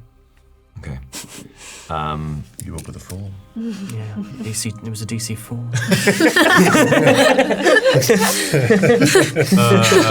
Should have kept the D4. Could I make a little way further, just sort of trying to move around? So it's in a sort of Stealth again. It's in a sort of circular. Yeah, so they've cleared a sort of. They've cleared a patch of trees. Yeah. To allow stuff. Can I ask? Am I getting a sense here that they've selected a point at which it's almost like an impenetrable wall of kind of? Is it open at the sides and stuff, or is it kind of like With a where 3. I come in? With a 3. Yes, a 21. Okay, so you pick your way. You can pick your way east, or you can pick your way north. Sorry, west or north along the kind of tree line, foliage line. I'll go north. Okay, you start to go north. Roll me perception. 4. Jesus Christ. Well, I did say it was a DC 4. You spot the 2 who were there before. There are lots of people here. Okay. Lots of buildings, lots of people. And you see your 2 quarries, or your quarry. I don't know how you pluralize quarry. Your quarry. You see your quarry walking with their backs to you towards a squat building made of mud bricks and unstripped bark blocks. Okay. For every person that I see, can I do a? You're rolling really badly on perception. Yeah. I'm going to say that essentially what mechanically is happening is you're so overwhelmed by the smell, and you're so overwhelmed by the scale and the sound of this. You've been walking through quite quiet, unpopulated areas of woodland and forest, and suddenly you are in a little hub of activity, and it's just taking you time to readjust. Okay. So at the moment, beyond there being people, you can't get head counts. You can't really discern what people are doing. It's just so overwhelming. Could I try and attune, forgetting them, trying to tune and just look around and at the the edges of the clearing to see if this is like something that is kind of like that way that we came in. Is it sort of like almost a hidden one entrance? Roll perception. Okay, 15. Okay, 15. No, you could access this through the tree line wherever. They do seem to have not built it up so much, but there are like piles of logs, laid up against certain areas where they've chopped trees down. So there are areas where it's easier to get in and out, and there are areas where it's more difficult. You essentially pick quite a difficult area, but it's the hidden area, the denser areas offer more cover, and the more open areas are easy to pass through, but much easier to be spotted if you pass through. I would like to try and stealth my way back out to the party. It's 21. Because that's a 10, right? Yeah, he's got up to it. It was a 2, so I was. The only thing I can really. Did you treat anything lower than a 10 as a 10, as a 10, like yeah. College of Eloquence Bard? Very nice. You head back to your group and you relay this information in whatever way you like. You've gone a long time. I was. Yeah. Well, I found things. They has made some sorts of a camp, and they has felled trees, and they has many somniums. The mushrooms. There's many. What do you mean by many? I need a drink. No. Piles. It's not just piles, it's that they're growing 20 feet high as well. They's growing. They's growing big. How big? Many eyes. What is that? How many is many eyes? I can't count. Point to a tree. Yeah, it points up towards the lowest, the branches of the canopy, 20 feet up. That tall. I've never heard of somnium growing that tall. That's a lot of somnium. Do you think are they growing it? I does not know. The smell was strong. The only reason to have that much somnium is to poison a populace. What? It's used ritualistically as a medicinal plant. It never grows more than 3 or 4 inches tall. Somnium that tall.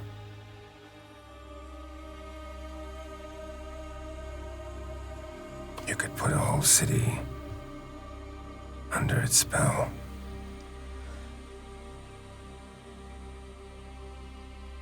Yeah. Yeah, you probably could. So, is it the gloom in there? There's in there. I does not know exactly how many, but there is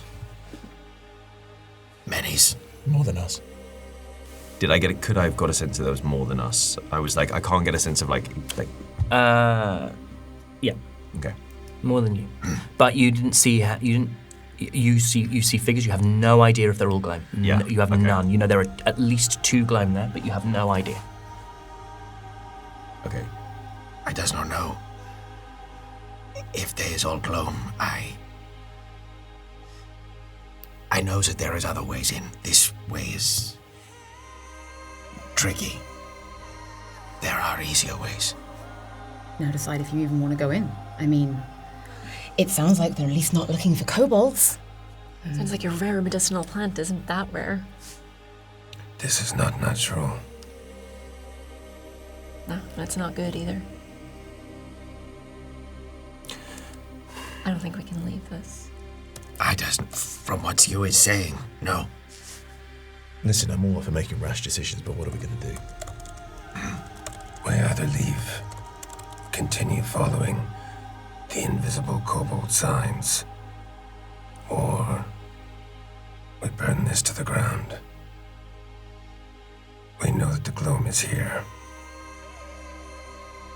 We don't know that it's just the gloom here. We know very little.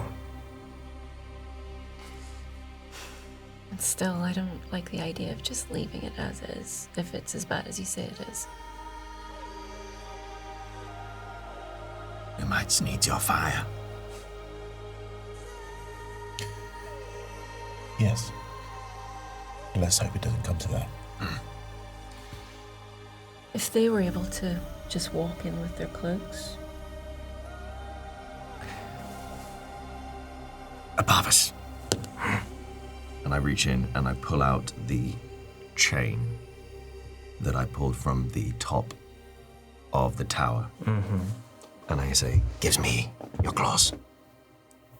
Parvis puts out his hands. and I loosely tie. And then I say, Hands to me. and I take with the other end. Mm-hmm. You has the masks, you has the cloaks. Mm-hmm. And We don't know how many there are yet, though. Perhaps I could send you. Undoes me. Parvis holds out his own banner. I don't know what she wants me to Oh, wait. That trick you did back in the cave, the one where you turned us invisible. Could you do that again? Howard needs to rest. what kind of time would it be right now? It's approaching. It's approaching sort of 11 o'clock. It's approaching the hottest part of the day, midday. Really. Howard needs to rest. I could do a person and a person. This is Two persons. I could do two.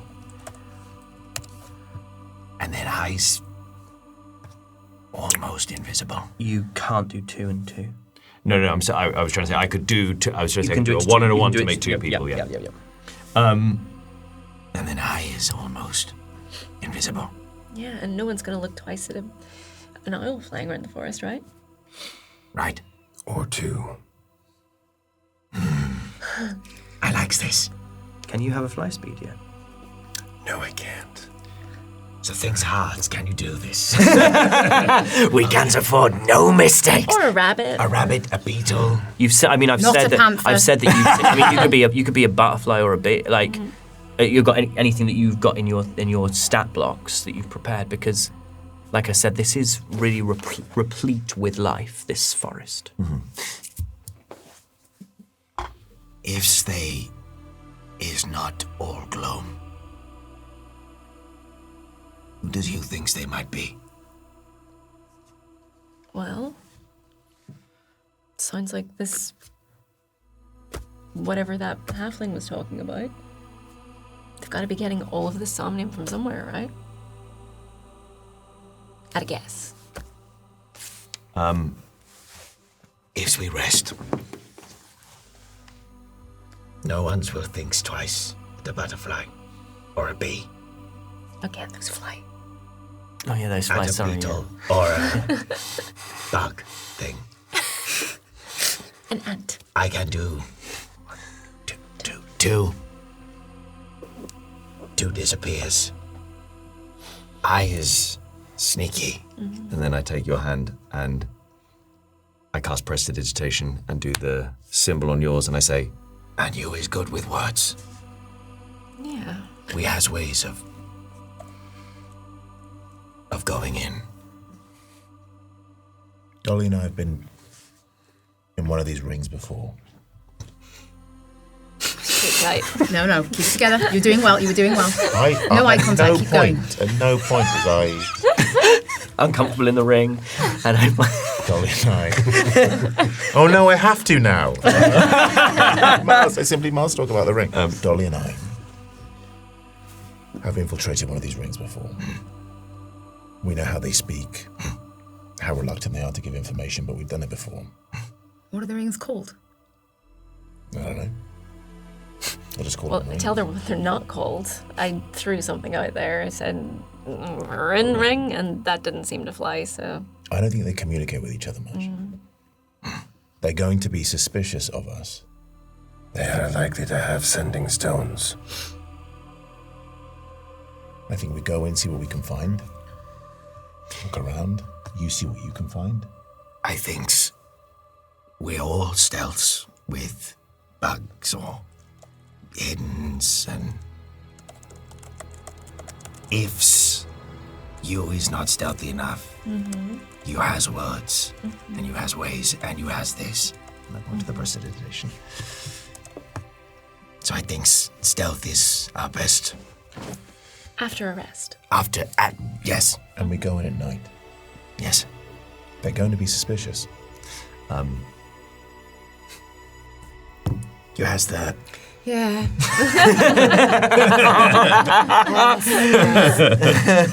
Sure. For those listening, I made a very crude gesture of two very large goggles. I love that you're saying this down the lens to the people who can see For those of you watching with your ears. For those of you Okay. who may be watching on YouTube but have ADD and can't see.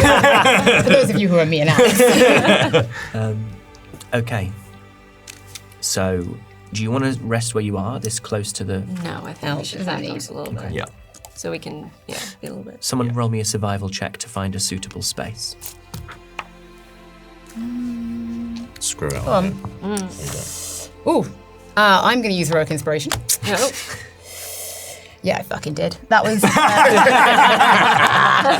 wasn't that one before heroic inspiration, and with a survival check is a dirty 20. A dirty 20. That one. So Eloise goes back to where the dead body was with the mushroom. Yeah. She eats a Long mushroom. She rest. eats a mushroom and eats a mushroom hard. You know what? I don't want to do this anymore. It was great while She laughing. walks into the sea like the end of the Yeah. You find a good spot. A spot hidden, sheltered, with a view down towards the brook. A little bit of elevation. And one of the trees has... Its roots have sort of created a hollow, created a natural shelter. And the 5 of you, the 6 of you with Parvis, rest. You wait for nightfall. And we'll take a little break. Hi, I'm celebrated actor and all-round nice guy, Doug Cockle. Now, let's be real for a second. I know you all like me. It's impossible not to. My perfectly spherical head has been the gravitational center of your love, affection, and pungently scented fan mail and armpits occasionally for literally decades. But I know what you're really thinking. Doug Cockle? Really? That name is a bit risque, isn't it? Well, let me tell you this. It could be a lot worse. I mean, think about it. I could have been called literally anything else. For instance, Cock Dugly, Doug Dickley, Dung Cackle, Felicity Prolapse. I like that one, actually. That's a really good one. Or simply Ham. No one wants to be called Ham. Not anymore. There was a time when people couldn't get enough of the name. Ham this, Ham that. What a nice hat you're wearing, Ham. Why, thank you, Jambon. You see, it's not like it used to be. Those were good days. But here's my promise. If enough people donate to our Patreon, you can call me anything you want. Anything you damn well want. You can call me Doug, you can call me Dick, you can call me Doink, you can call me Doug Dick Doink. Heck, you can even call me your name. If it's a cool name, like Jet Engine or Missile Boy or... But maybe I'll call you Ham once in a while. Wouldn't that be nice? So sign up to our Patreon now for cool extra content and the chance to butcher my name the way it was meant to be. Like a good ham. Patreon.com/natural6. Is that a full stop on there? You put a fucking full stop on there, man. What's wrong with you?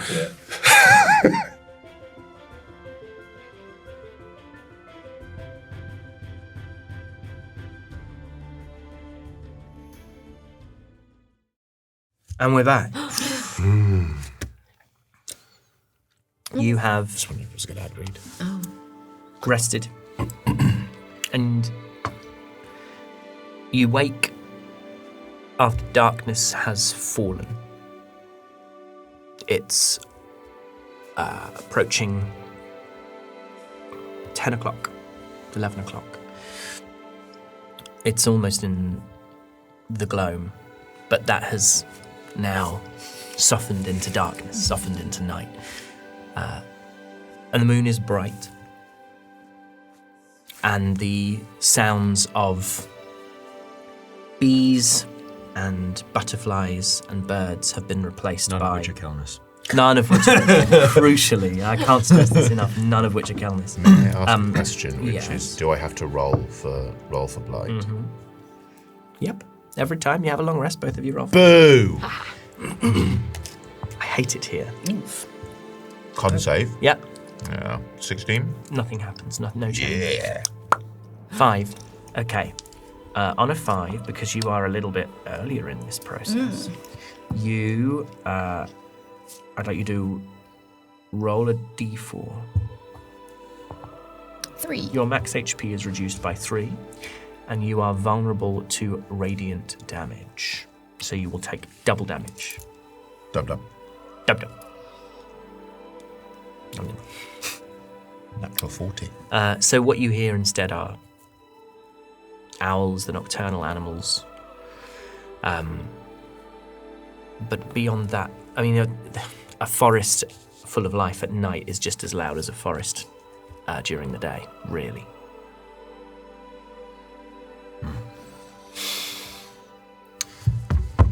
Put your goggles on. Of course, I want to see. I'm not actually useful if I can't see. Oh, it's them. I very helpfully goes and gets them because I'm like, She can't see She to can't find see to them, find so... yeah.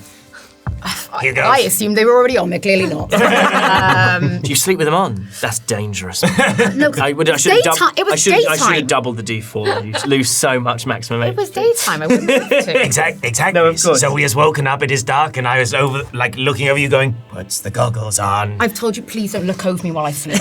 We've been I through love this. it when Ellen No. wears the goggles while she sleeps. You can't tell if she's looking at you or not. It's like Gandalf with the Okay, so you wake and it's dark. So we has other ways in.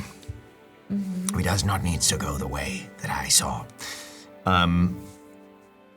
How much would I have been able to kind of remember, see? You can remember everything you saw, but you can't remember any details that you didn't clock at the time. Yeah.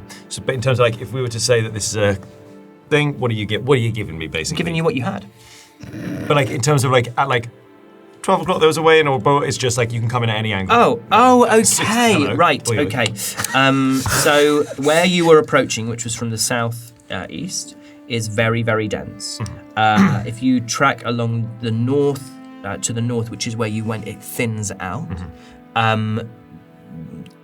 You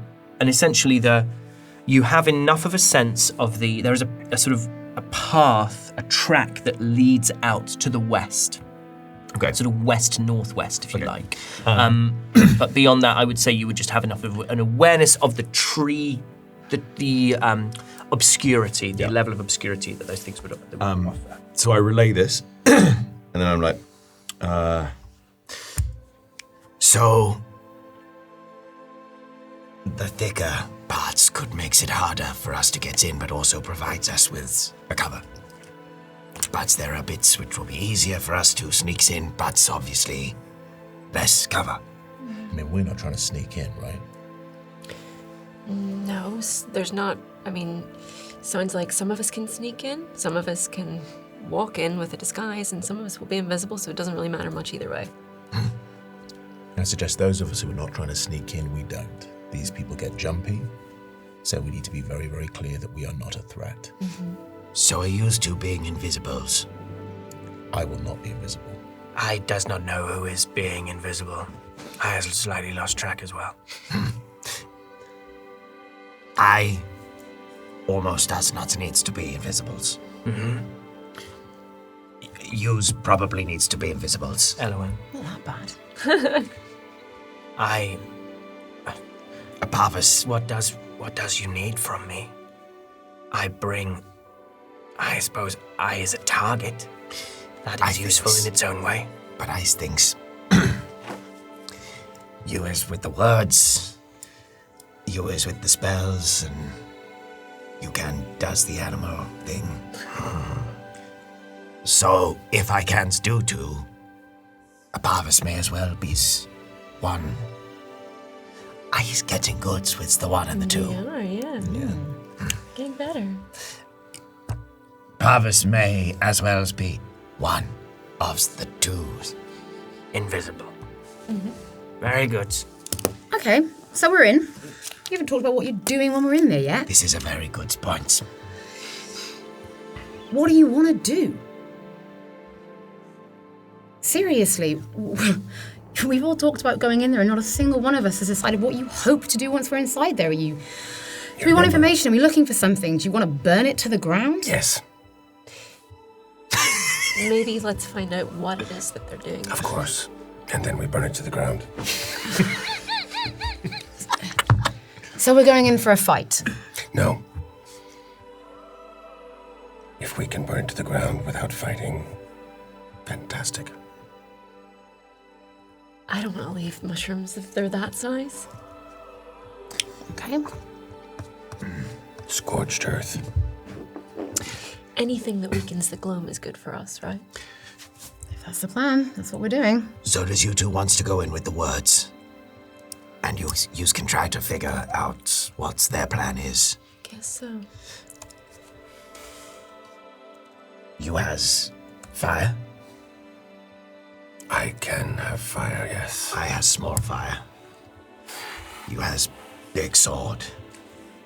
It's not really a great part of burning anything to the ground, though, is it? But you can chop. I thought we weren't killing anyone. You can chop mushrooms. Not for stew. Let's try not and kill anyone when we first go in. We don't know what's in there. You couldn't really tell us that much. Sorry. It's not a problem. There could be innocent civilians or slaves who are being held by the gloom. We wouldn't want to hurt them. We would want them to be freed. They're not bad people. Who, the gloom? They just want different things from us. I think after what they did to my family, I'd politely disagree, but... Some of them did, but not these ones. You can't tarnish everyone with the same brush. We is not likes Medea. Our goals aren't aligned with theirs right now. That doesn't mean they deserve to die. The gloom has proven to be a clear and present danger. Castle Glenweird. Perfect example. You know me. I'll fling spells around and kill as many people as you need me to, but sometimes you don't have to. Yeah. We'll call that Plan B. Or C. B is a 1, 2. Second in line. 2. What is a second? Flat plan goes first, creeps through.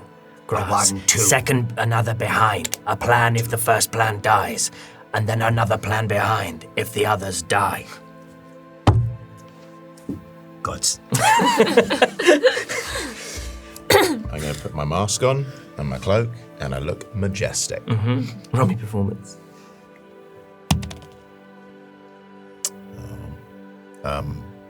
I Calls on the deck of money. it's a 4.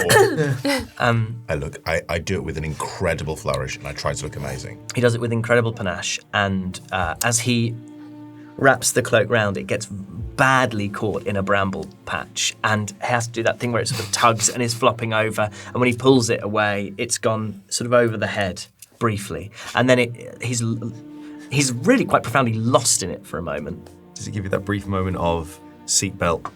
Yeah, absolutely. And then, yeah, hood up as well. So we're going hood up from I, who's going to stealth near. We're going to go member of the gloam. We're going member of the gloam. And I specifically, again, because it only lasts an hour, prestidigitation. With a Children of the Midnight Moon mark. And then stealth from... I'm going to do several things. I'm going to... Almost all of them at once. I'm going to cast Barkskin on myself. Okay. And then I'm going to call forth Hank. Yes. And then I'm going to wild shape into a spider and crawl onto Radiant's shoulder. Cool. Great. Hank. Yeah, so he actually appears like 10, 15 feet away because he goes... Hank, can can use makes a less light. Yeah, he dims his flame. He dims his flame for no He man. dims his flame for He explodes in a towering inferno. A firebolt that scorches the sky and spreads out. You realise you're in a dome. You've been on camera the whole time. And I turns to Parvis and Elwyn, places a hand on either, and casts invisibility at level 2 to make them both invisible. Hang on. Shit. Invisibility at level. You can target one additional creature for each spell slot above level above 2. Yeah, so you're casting it at 3rd level then. 2nd level illusion. You can't cast it on 2 people. I didn't realise that. I thought you had a 3rd level spell slot. Fuck. It's quite the retcon.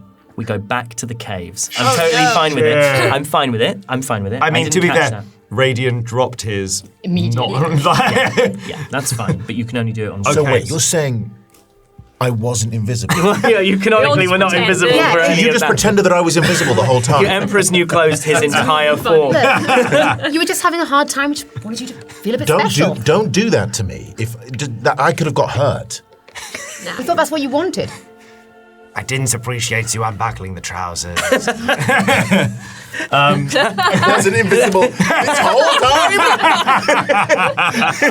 and no one told me. Okay, so who are you making Okay, invisible? well, it's going to be Elwyn.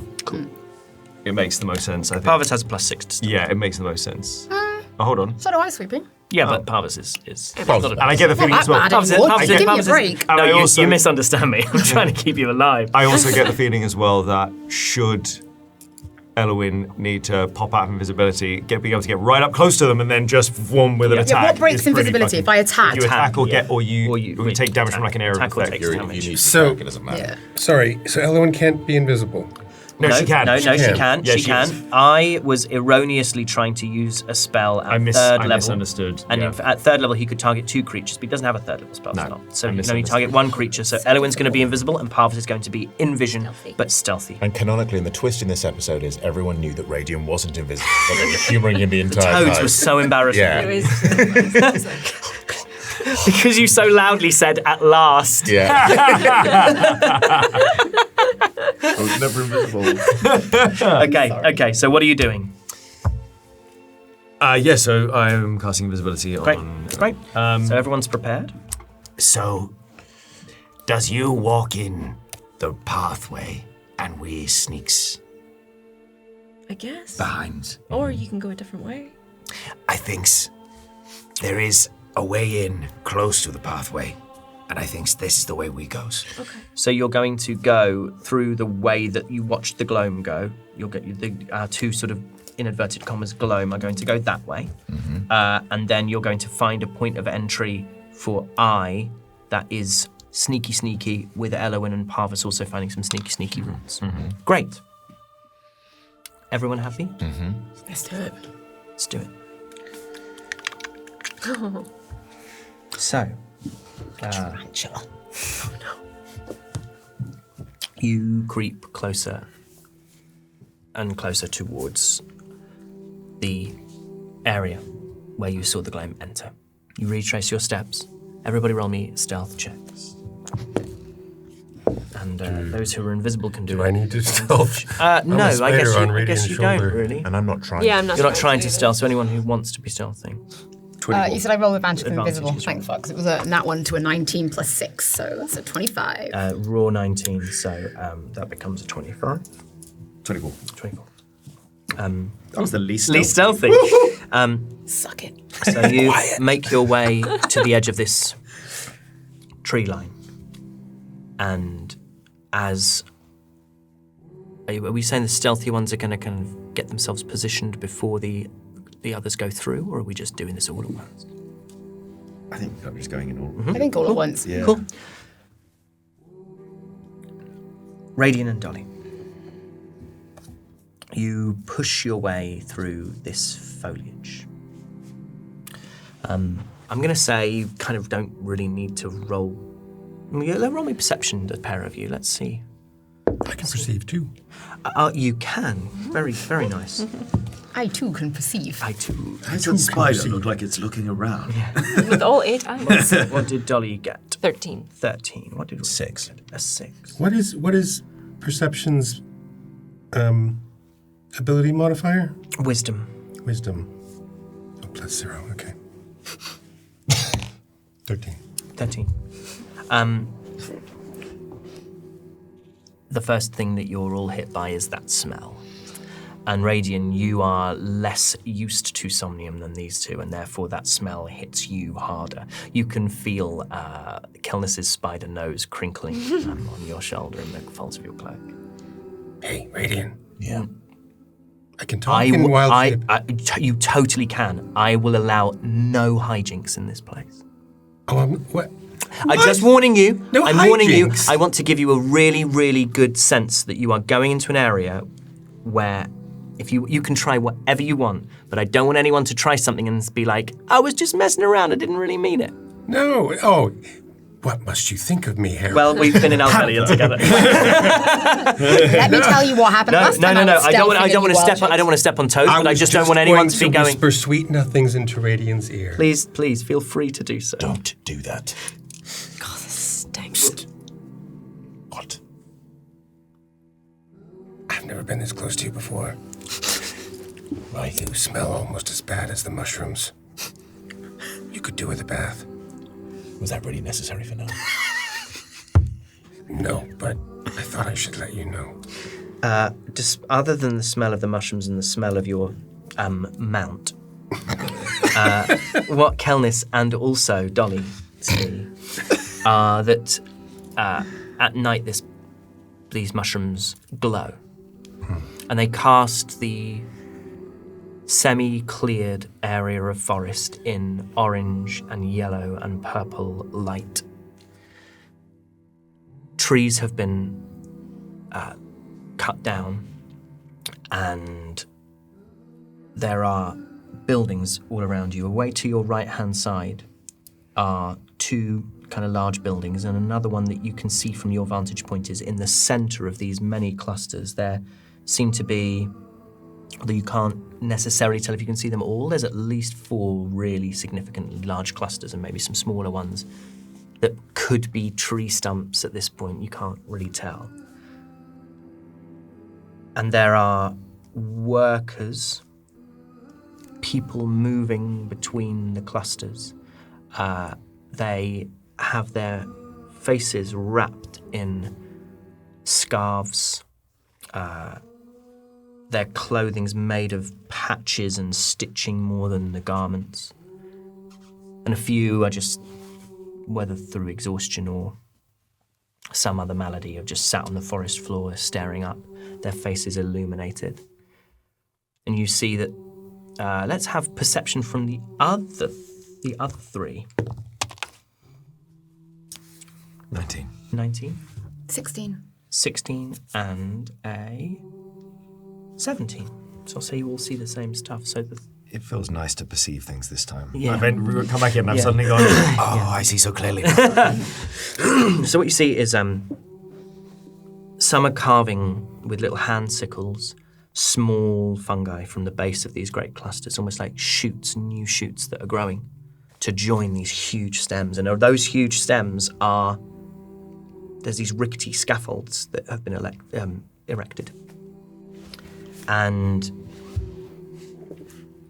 there are workers going up these scaffolds, these long curved blades, almost like scythes that they're reaching over and carving off, cutting pieces of the caps in particular off in a way that doesn't threaten the structural integrity of the whole thing. You see one makes too violent a move and the scaffold moves and the cluster looks almost to come down for a moment. There's panic cries for people to get back, and then it rights itself.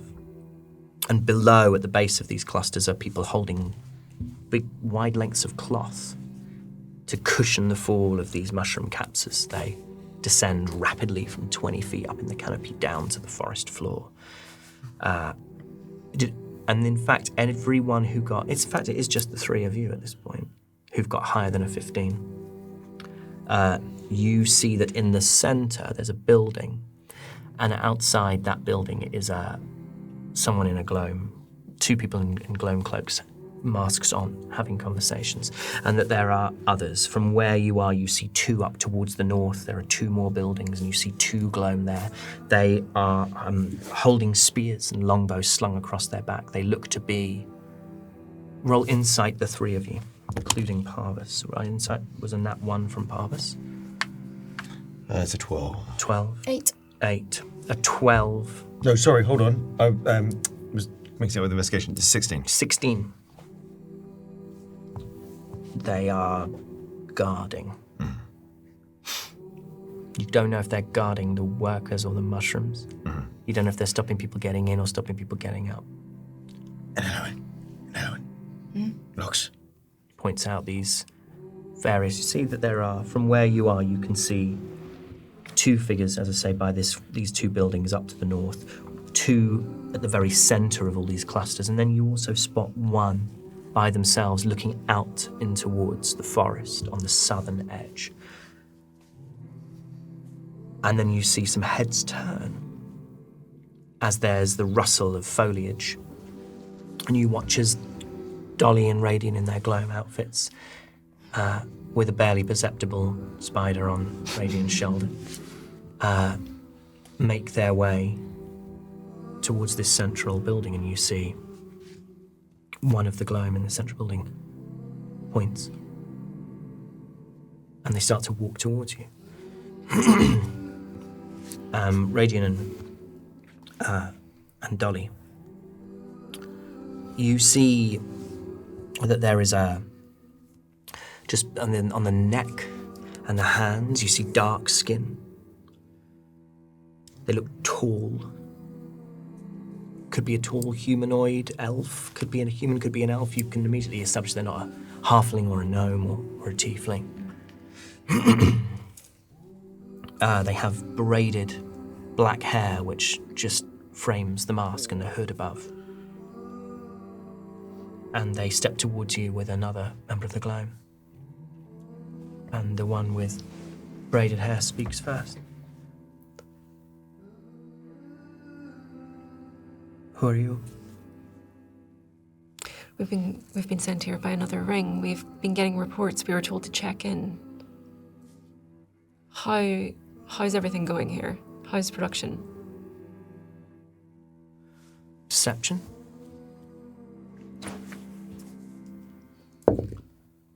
$29. Who were you told to check in with and by? Well, we got word from the Alvelian ring, the camp there, and we were in the area. We were told to stop by.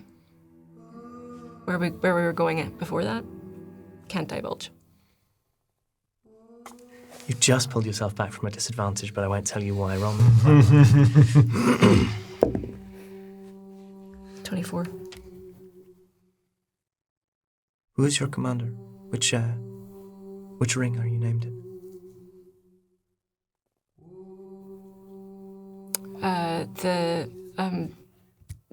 We were told not to divulge that information. We have had no warning of your arrival. Nor should you. Perhaps not, but these are strange times for unexpected guests in the middle of the night. You can understand why there might be, unannounced visits to make sure everything is above board here, that nothing's getting skimmed off the top. It also certainly doesn't surprise me that we've been sent here.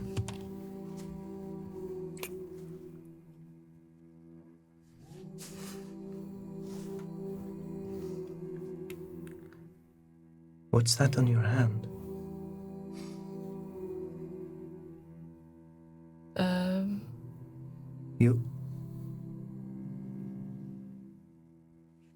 You see her hand go towards something in her cloak. You see the one next to her hold his spear tighter. What is that on your hand? It's okay, we can tell them. We were in the woods earlier today and we saw two of your kind without their masks on, irresponsibly fraternizing. We don't know their names. But they spoke something about the children of the midnight. Midnight moon. We don't know what this means. I do. You do? Of course. What does it mean? I am not sure at the moment that I am the person who could tell you that. And she gestures to Die. Oh, this was just for our own protection, just in case we ran into more. You were tattooed for protection. How much of this can we hear? Roll me perception. 12.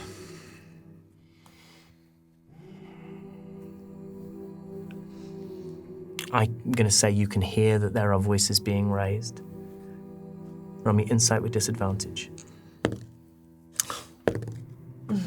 It's a 10. It's a 10. I don't think you know what the reason for this increased tension is. We mean you no harm. Of course. Then take your hands off your weapons. Please. You are making me feel very uncomfortable. You've made us feel incredibly unwelcome. I would hope so. You are not welcome here. We received no word of your arrival.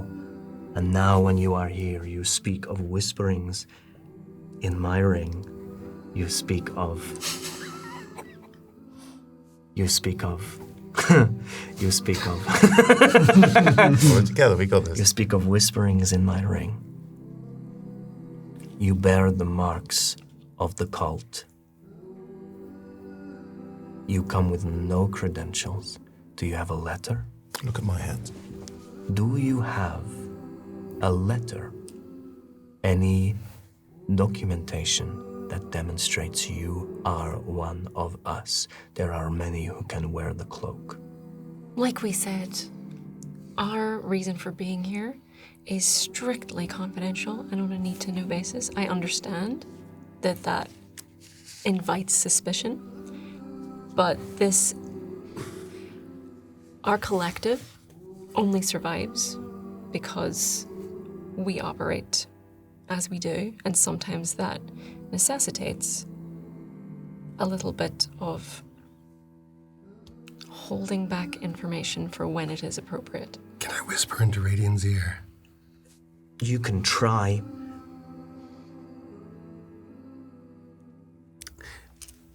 Do I need to roll for it, or can I?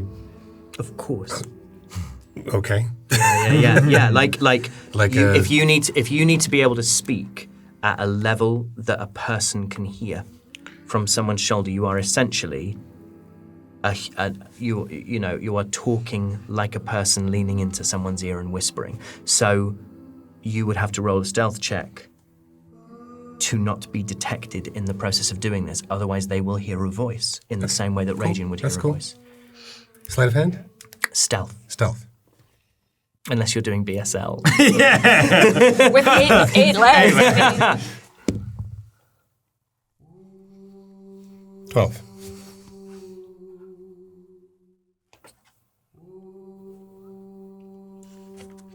You lucky fuck. Oh my god. So I whisper into Radiant's ear. I just say, "What was the name of the commander at the camp you and Dolly infiltrated?"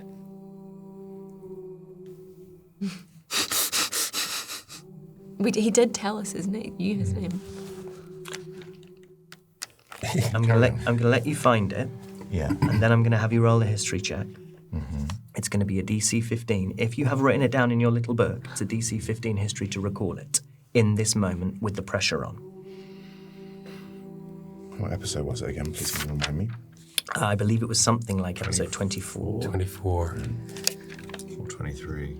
24. This is exciting, isn't it? Yeah, it was 24. These two glooms see as Radiant just Yeah, stares he off emerges for a from a moment. little book and stares into the middle distance. You write everything down in that spell book. I do write everything down there, but Radiant- what I've got. Radiant leans his ear to his shoulder, shrugs a little bit, stares off into the distance. Ooh, good question. He says and looks into the middle distance. Let me have a think. No, I can't remember because I've written I've written Brian, he fought bravely. Okay. In that case, let me try something. I don't think it is that. Could I roll a...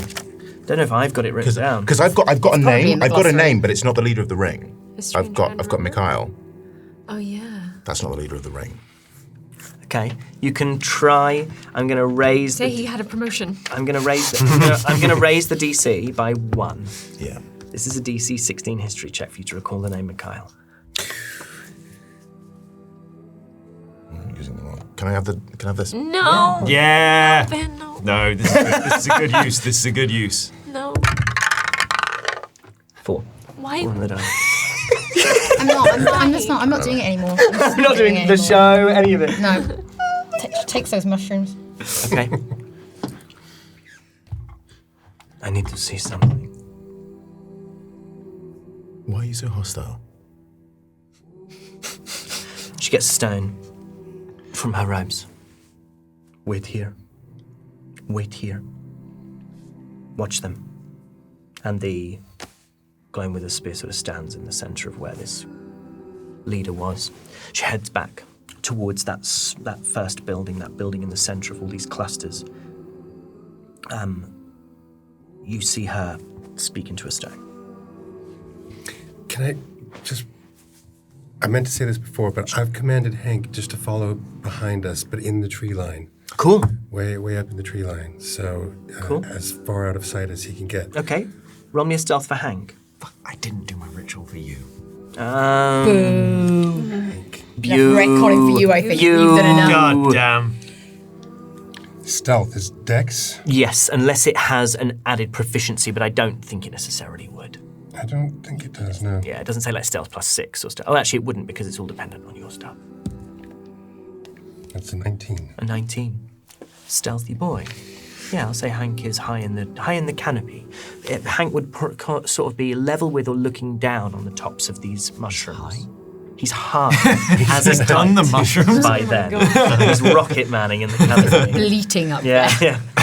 So, sorry, what were you saying about his... So he would be, I say he gets up into the canopy and he is sort of looking out over these mushrooms, some of which would be at sort of eye level, but he's looking at the tops of some of the lower clusters. Yeah, he's Lowest he's strata. keeping an eye on us. Yes, he's a little way from you, I would say. It would still take, he would be 20 feet up from where you are, so just have an awareness. Oh, in fact, you guys are probably 15, 20 feet in, so he's a fair way from you. Whilst this guy's gone off, there's who else? Just one. Just one other person.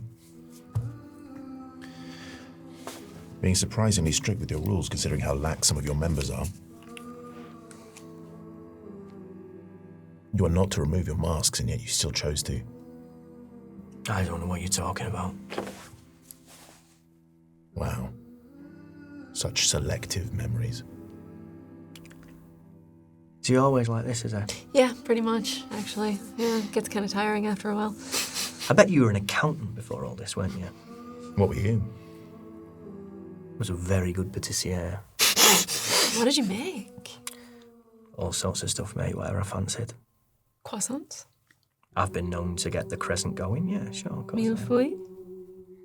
Roll me, you can roll your next charisma check against this guy with advantage. Yeah, millefeuille, all sorts of stuff. All What's your sorts of favorite thing to make?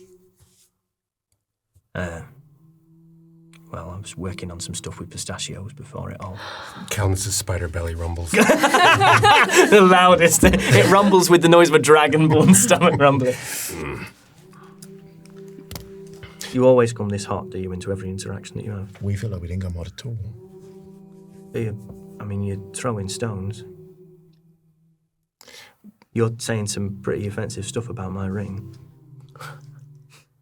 Well, we're not saying you did. We're just saying we came to check on it. I don't understand why you'd be here. I don't understand why you'd be in the forests, mooching about. We weren't mooching. What were you doing then? Travelling here. Why? Why? She said you were on the edge, looking around, and then found some children of the midnight moon and decided to come in. That's what you said, right? No, that's not what I said. That is what you said. No, we got reports. Reports from how? From where? From another ring. You're only ones here. Well, people have been talking, Obviously, there's been some miscommunication somewhere. Look, hopefully, we'll get it straightened out right now. Help us out. Oh, I wish I would if I could, but I don't understand what you're even asking for. Be on our side. Do what? Do what? What do you want me to do? Tell us how it's going. The leader starts to come back, guys. Stop talking to them. We're trying to help you. We have had no word you are coming. That's strange. Clearly there's been a communication breakdown somewhere. We're sorry to have startled you. Right, well, come with us then. We will take you to Haven. To where? She reaches into her robes. Blows a whistle. Stay there. And you from the tree line, let's have perception checks from Elowin, and from Parvis. That's dirty 20 from Parvis. 16. 22. You all see that gloam start to converge on this area. There are the two who are by that northern building, they arrive.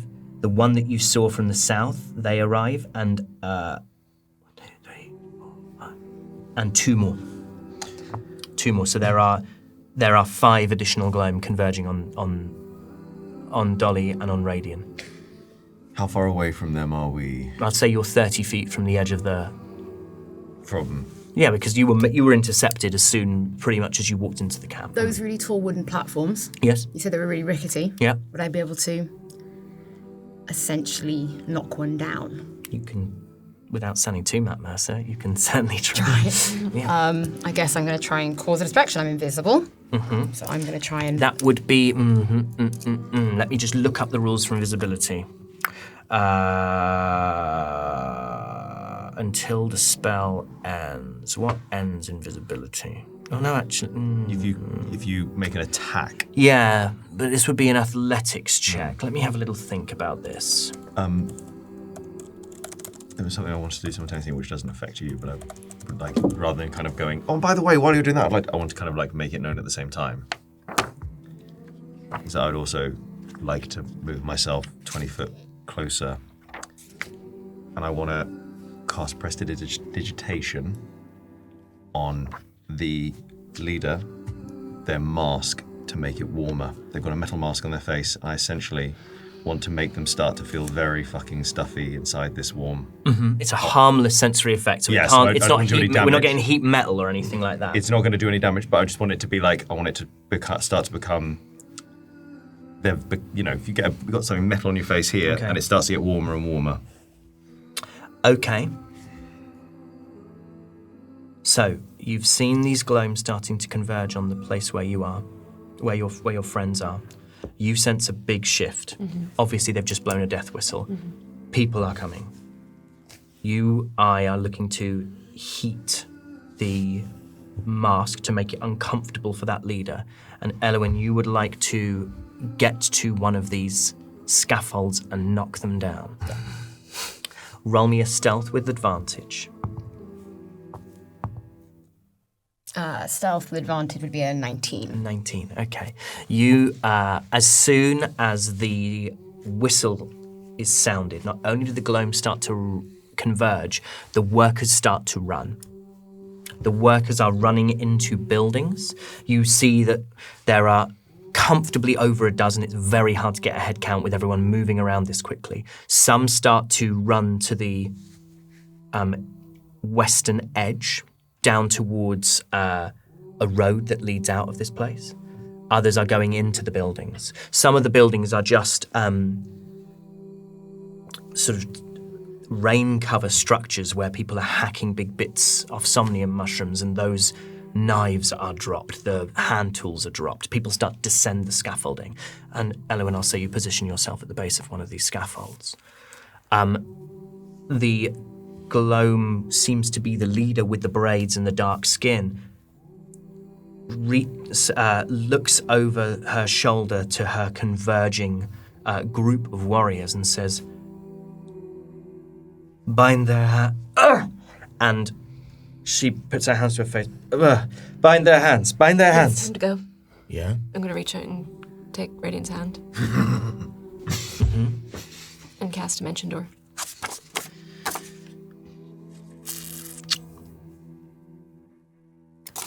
Yep. Can I travel with them? No. If I'm riding on... No, you're just a spider who drops to the floor. Okay. That's fine. That's fine. Yeah, I didn't that's know all you right. were That's there. all right. So, Where are we going? I'm thinking really hard. Back to the camp. Is camp about 5? Like, I know we went backwards a little bit, but Dimension Door has a radius of 500 feet, so... I would say it can't get you to the camp. You're Okay. not, but it can get you 500 feet away from here, down the path by which you We entered, came, or yeah. by the trail that you took. You watch from the tree line as they disappear. You drop to the ground as a spider. Kel, you are on the forest floor. Elowen, do you still want to do it? No. Okay. I guess if they're gone, we need to be gone as well. Okay. Kel, you're in there. What do you want to do? They panic. There is like an immediate, like like whistles are just like going off, whistle after whistle after whistle, as every member of the globe starts blowing these whistles. The workers have already scattered. The leader, through her heated mask, this strange stuff, get after them! And they sort of, her warriors saying, where do we go? Where? They're all scattering around, trying to establish where these two have gone to.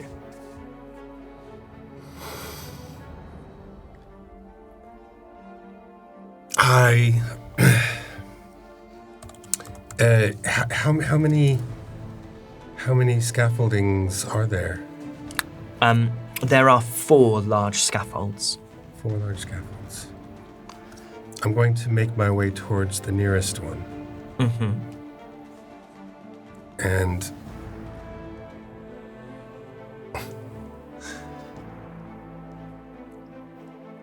I'm going to call Hank down. Mm-hmm. And I'm going to transform back into Calnus. And I'm going to cast Burning Hands on the scaffold. Mm-hmm. And then have Hank teleport us out, which causes more damage to the scaffold, fire damage. 1d6, no, plus 3. Would it be 1d6 plus 3 fire damage? It'd be 1d6 plus your proficiency bonus, probably, but it will say so on your little wildfire. Yeah, no, it's sheet. 1d6 plus 3. I'm just wondering if. I guess the scaffold has a hit point value, doesn't it? Yeah. You know, So- the scaffold's not built like a dragon, so Yeah. it won't necessarily take double damage, but I've described these already as rickety. Then they Yeah. would not stand up to much of an attack. Yeah, so I cast Burning Hands on the scaffold. Mm-hmm. They don't have a saving throw. No, it So fails. it's It's an 3d6. inanimate object. 3d6 fire damage. Cool. That's 11. Mm-hmm. And then it's 1d6 plus 3 for Hank's teleport, and I'm teleporting as close to the tree line as I can possibly get. Okay. 15 feet he can 15 transport. feet. So I'm going to say the closest one to the tree line is still sort of 45 feet. So you can get 30 feet from the tree line, but you can't get into it. This is quite a big area, and obviously you would put the scaffolds in the area of the highest growth, which are the center, because that's why they've cleared around them. So you will teleport, which will mean that people don't necessarily know where you've gone. It is still dark. People will be looking for you because suddenly there's a dragonborn in the middle of the camp. Yeah? Sound fair? Mm-hmm. So that's an additional 4 damage to the scaffold, fire damage. 15 damage. It collapses. One of these scaffolds goes up in flames. It collapses. Roll me a... My aim, by the way, was to have the scaffold catch the mushrooms. Roll me a luck check. Luck check. Nothing added. 16. It crashes into one of these strands, these single towering somnium mushrooms, which catches fire. Roll me 2d10. 10. 2. Okay. So it starts to go up, but it goes up very slowly. These are mushrooms that have to be dried, and therefore there's quite a lot of moisture in them. And what it starts to do is emit this smoke, these thick plumes of orange, purple, yellow, black smoke, which starts to spread rapidly through the area. I'm going to have 3 of the gloam roll. I'm going to say you teleport. I'm going to say 3 of the gloam have clocked that you were there. The other 4 I'm going to say did not. One of them rolled a nat 20 on their perception, so they spot you 30 feet from the tree line. There he is! I'm going to see how. I'd like you to roll initiative, actually, Kel. Elwyn is still hidden. 17. 17. I'm going to roll for the leader, who rolled a nat 1, which is not because of what you've done, but works beautifully. And then I'm going to say the 3 that were looking for you. Okay.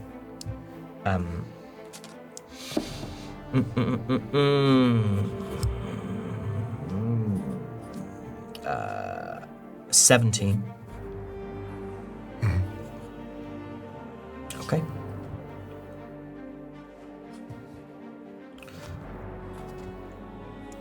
Okay.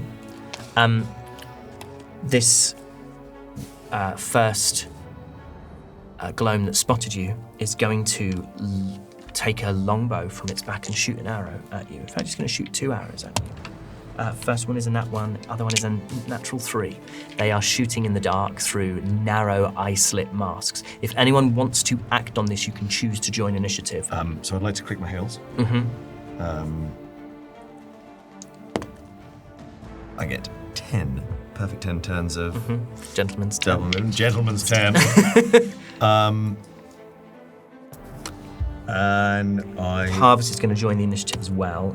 Nat 20 from Parvis. They will join in the next round because... So there's how many of them looking over at Kel? There are 4 of them. 3 of the Gloam warriors and the leader have spotted where he is. The other 3, I'm going to say, have all run in different directions trying to establish where the hell these 2 Gloam members just disappeared. So there's 3 of them looking up at Kel right now. 3 plus the leader, so 3 4 are plus looking at great. Kel. 4 have been made aware of Kelness is. I would of where like Kelness to is. sprint, kind of almost like basically past them, and as I run past them, a little puff of dust, and I would like to hit them with colour spray. Okay, who are you? Okay, yep, so you roll all of your HP, and then starting from lowest HP to highest, Yep. they are blinded if it takes up all of their HP. So I'd like to cast it at 2nd level. Okay, So 2nd level or higher is an additional 2d10 so how many D10 on total? top of the existing 6, so it's 8d10. 8d10. Okay. Am I able to borrow some d10? While this is happening, I'm going to say that Dolly and Radian appear 500 feet away. You hear whistles and whistles and whistles, and then you hear a lick of flame and something collapse and crash. Okay, that didn't work out how I expected it to work No, out. it didn't at all. Why were they so hostile? Because they're always hostile every time we go into one of those camps. Well, it looks like we've just left some chaos back there. Do you want to go back and do something about it? Yeah, I mean, I would have thought they'd all run away, but I guess not. What do you want to do? What can we do? We can't leave them there. Okay, how can we get back as quickly as possible? Run! Okay. You can dash, it's going to take you 8.5 rounds. 60 feet around. So actually, that's not 8 rounds, that's 500. Yeah, it's 8 rounds. 480 feet is 8 rounds. How much? 40. I'm afraid not. Nothing. Okay. I would like to... How far away was I from them? I said they were they were kind of 30 feet from the tree line, so I'm just going to say you've run 30 feet, gone, nothing's happened. Yeah. You can run back to the tree line or you can run past them, but you will provoke. So you don't provoke 15, opportunity. 15, it's a cone of 15, so I could say 15 Great. feet Okay, away. so you didn't go into that space. Yeah. So I'm going to see that it does nothing, Mm-hmm. and I would like to move, run off in the direction towards... Did you ever roll initiative? No, I haven't actually yet. I'd love you to. Yeah. 20. Dirty. Dirty, yes, sorry. And you- Dirty. okay, so I'll put you here. So I'll say I've allowed you to jump the queue a little bit, but I'll allow it because I'm a lovely boy. You are lovely. And then I would like to move in the direction of the building that the workers ran into and hide. Okay, you can't get there in I can't 30 get there, no, feet. yeah, but I'd like so to this just sort space of- is probably 150, this clearing is about 150 feet across. It's a big clearing, sort of 50-yard, sort of squashed circular, it's not a regular shape, but there is a great big cluster of somnium mushrooms in your way. Okay. They're on fire as well. Oh, okay. That would probably alter my plan. Then I wouldn't go. Okay, so I'm going to there's- run out the there's thing all on this- fire. No, so you can go round. You can go. Okay, round yeah, them. like yeah. If it's possible, Okay. just like go, skirt scoot round them. Yeah. Roll me. Roll me. Con save with advantage.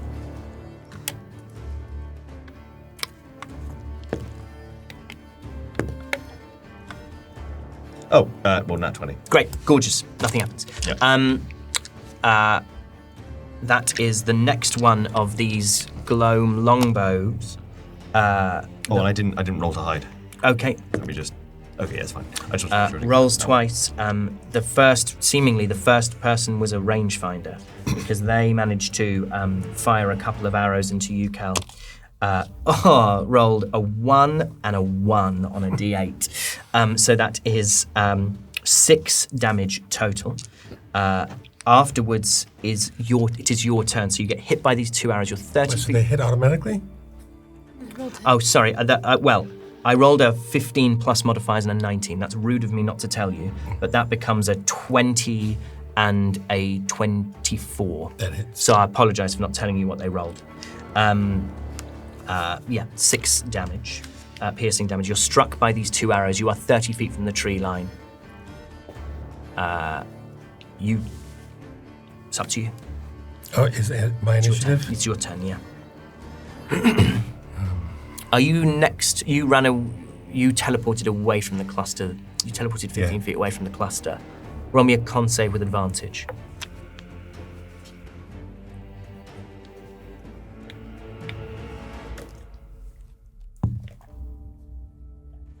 $15. Passes. Take your turn as normal. Okay. I cast Flaming Sphere. It has a range of 60 feet. Yep. And I cast it, just see if it's a bonus action. Oh, yeah. Okay. Oh, this is gonna be fun. Oh, no. I'm so scared. I can't. How far away is the guy who just shot me with the arrow? Within 60 feet. Would you like to know an exact distance? No, as long as it's within. I'll say 30 feet from you. Okay, so I cast Flaming Sphere, and it appears right next to him. Yep.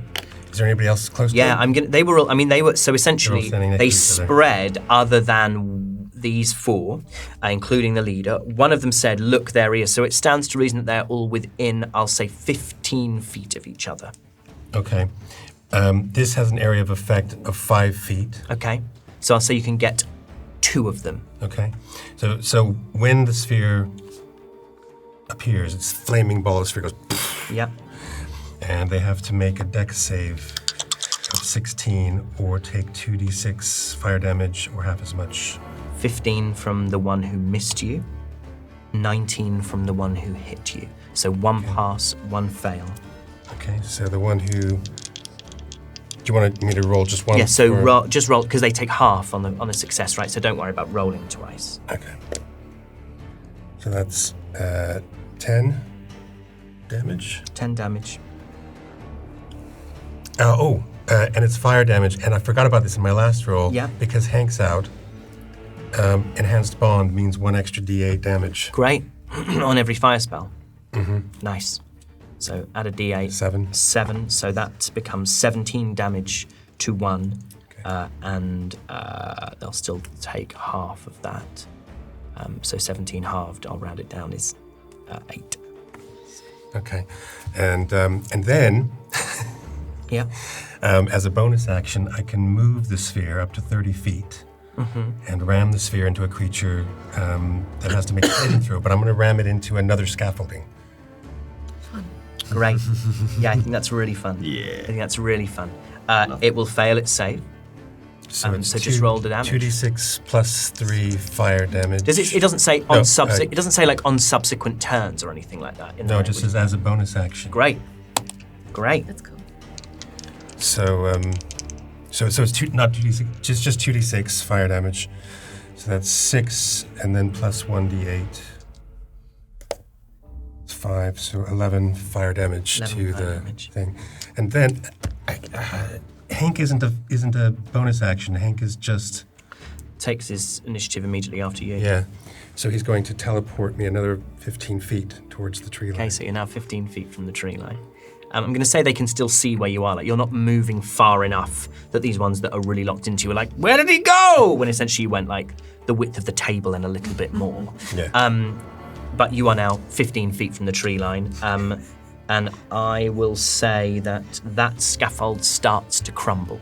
Not as quickly, but another round, and that will be, it's on fire. And by the end of your next turn, if you remind me, that scaffold will collapse. Do you want to do anything, Alice? I should probably enter the initiative. That's a 10. Okay, well, funnily enough, that actually does put you next. It's a very weird way of handling initiative, but we've done it now. Where am I in location to Cal? Cal, so you got next to that first scaffold. The closest one is the one that would have burned down first. Yeah. So roll me a Constitution saving throw. 13. 13. That fails. I'm going to say what happens is I'd like you to roll me a charisma saving throw. I'm going to use heroic inspiration. It's 10. It's 10. First thing you do is you breathe this smoke entirely accidentally into your lungs. And it is like thick and it makes you choke. And I'm gonna say for this round, this is not Wizards of the Coast term, discombobulated. I'm gonna say you can take an action or movement, but not both. I am going to move. Okay. I want to get towards the tree line. Okay, so you get 30 feet towards the tree line. So I'll say you get level with Kel, because Kel's done 2 teleports. He was at the same scaffold as you. So you kind of get level with Kel. You don't have to be next to Kel, but you are also 30 feet. I don't want to be within AoE range. That is going to be your whole turn. I'm just going to keep a round counter for you guys. I mean, you're so far from being there that there's almost no point me putting you in. But it's just really good dramatic flavour if you cut back to us, just like running. Yeah, It's and I'll just fun. have you roll 3 or 4 dex saves per round with real bad fall damage. That is... You think they're doing okay? I really would have thought they just like it. That is one of the remaining... that is the one remaining Gloam warrior with a longbow who's going to take 2 shots at Kel. A nat 1 and a 15 that becomes a dirty 20. That hits. And it hits you for only 4 points of piercing damage. But then it is the turn of the leader.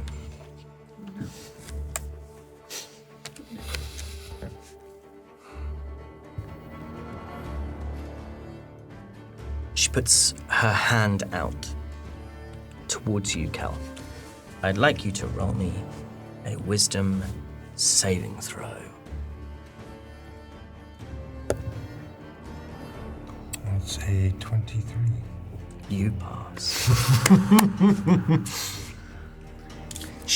You feel for a moment this horrible cold come over you. In this balmy summer night, there is something, despite the heat of the burning scaffolds and the plumes of smoke, and your own like physical exertion teleporting this fire, you are suddenly very cold. And your arms and legs threaten to go rigid. And it's like every bit of you just goes almost hit by rigor mortis for a moment. And then you shrug it off. I think of Lathi. That is back to the top of the order. That is... Oh, now it's Parvus. Okay. What's Parvus going to do? Parvus is still in the tree line.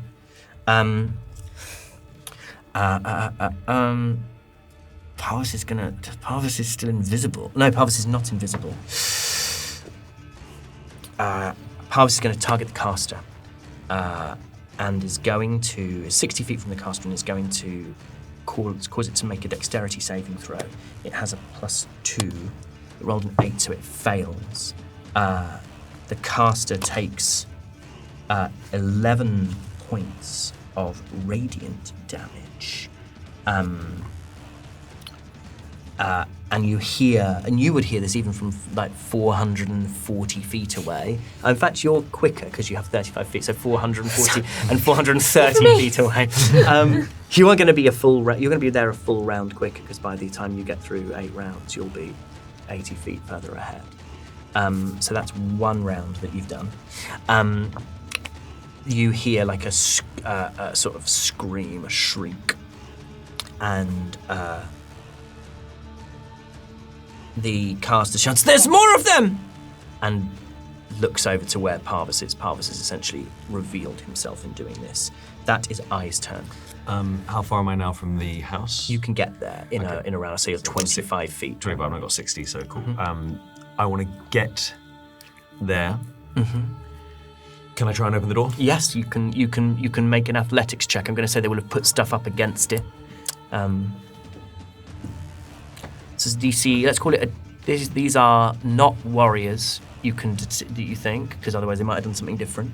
That have barricaded a door, and this has all happened in about 6 seconds. I'll say it's DC 12. Okay, well that's fine then, because that was a 17 plus a 4. Great. You smash the door in. Fucking powerful little kobold. And inside, do I basically see the cult members? You see 4 workers who've gone in here. What you realise is that you've like clearly kicked over. They pushed a big sort of shelf above, and you see that the room is filled with sacks that are stacked on shelves and bundles. And 4 of these workers are cowering in a corner. The gloom. They is use friend or foe. They are here to protect Vigil. A vigil is. Vigil cares for us here. Ounce. What? Ounce. We'll be killed. Okay, I is going to then run. How many more scaffolding with the? There are two other more scaffolds. Okay. You can't 25 feet. Oh, in fact, you can get to one of them. But I mean, either way, the thing I'm going to use is firebolt anyway. Yeah. So I would like to cast firebolt at the scaffolding. Another. Yep. Make a ranged spell attack. I'll say you just have to beat.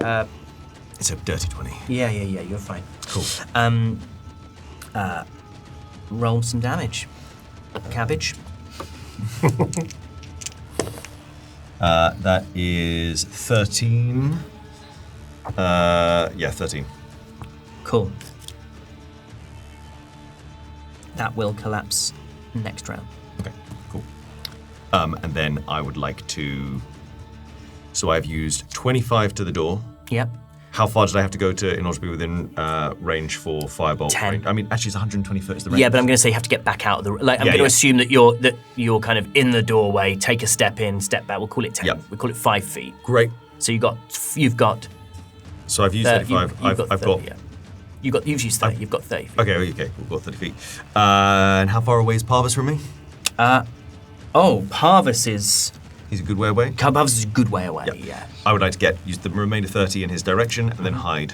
Okay, so the easiest way to do that would be to kind of go into the tree line and track the tree line along. And I'll say you can be at Parvis by the end of your next turn. That is a 28. Great, you do it.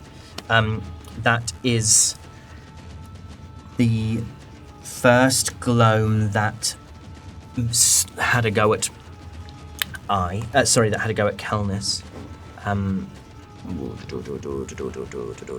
Roll me a luck check. Parvis is going to roll a luck check. Whoever rolls lowest is the one that the caster is going to tell them to target. Parvis rolled a 10. 13. 13. I'm going to go for Parvis instead. This cast that's been attacked by this sacred flame points to Parvis, his head poking out the tree line, and says, "There!" in her voice. And the a 1 and a 6, wild, absolute. Oh, that 6 becomes an 11, which just misses because Parvis is not wearing armor. And then the next one, the one that actually hit you, Kel, is going to take 2. And those 2 are going to hit. And that's more like it damage-wise. That is... that's 18 damage to Parvis. Get off our second favorite scaly boy. Well, quite. Well, on the Third I was going to say on the 3 scaly boys. Yeah. So. Kelnis, that's your turn. Okay. Now, I'm a little bit confused about flaming. I think it says after it appears, it just says as a bonus action you can move the sphere. It doesn't say whether you can use that as a bonus action on each round or just on the first round. It's a concentration spell. It is. So in order for you can only have one concentration spell going at any one time. Yeah. And you can maintain it for the duration, which in this case is 1 minute. Yeah. So unless you choose to cast another spell that requires concentration, it stays up. Oh, no. What I mean is that I can move the sphere. Yep. I think this is a DM call. All it says is, as a bonus action, you can move the sphere. So yeah, I'm happy. Does that count as a? Yeah, totally. My point is, all the time you're maintaining that concentration, and you would have to roll a saving throw where you to take damage, but you haven't since you started casting that spell, right? It will just continue to be there and continue to be usable in your action economy for the duration of the spell. So you can make bonus action movements with it for the next minute, unless something causes you to break that concentration. Okay. Cool. Well then, as an action, I pull out my bow and I target the leader. Okay. How close am I to Cal? Well, we intentionally said you didn't want to be near to him, so I'll say... It's whether or not I could say anything. Ooh, have they seen you? Well, I'm invisible. She's so- still invisible, so isn't no. So you can. Even I'll say. Yeah, secret you disembodied can. voice. You can. Yeah, but they can roll. They can then. I'm. But it doesn't break the spell. They can get a sense of where you are, but surely it doesn't break the... Doesn't break the spell. I'm not Yeah. even implying it breaks Yeah. the spell. But it makes it easier for them to spot you. You can shout out. You'll roll a stealth flat. Next time you need to roll stealth, you want to stay invisible. I'm just going to shout, Cal, please, we've got to get out of here. What? Halloween? Totally forgot she's part of the group. Out of sight, out of mind. Yeah. Don't worry, I have a plan. So you want to fire your. You want to fire I'm a going to bow. fire my bow at the At the leader. Well, I'm going to fire the arrow. It involves all of the things. The leader. +6. It's an 11. Misses. Okay. And then as a bonus action, I'm going to move the sphere into the next scaffold. So there are 1 collapsed, 2 on fire, 1 that is not on fire. That's the one I want to target. The one that's not on fire. Up to 30 feet. It says I can go round objects and over Totally, objects. but you and- still have 30 feet's worth of movement, and I'm just trying to figure out, based on my little grids. Oh, I see. This other one is actually on the other side of the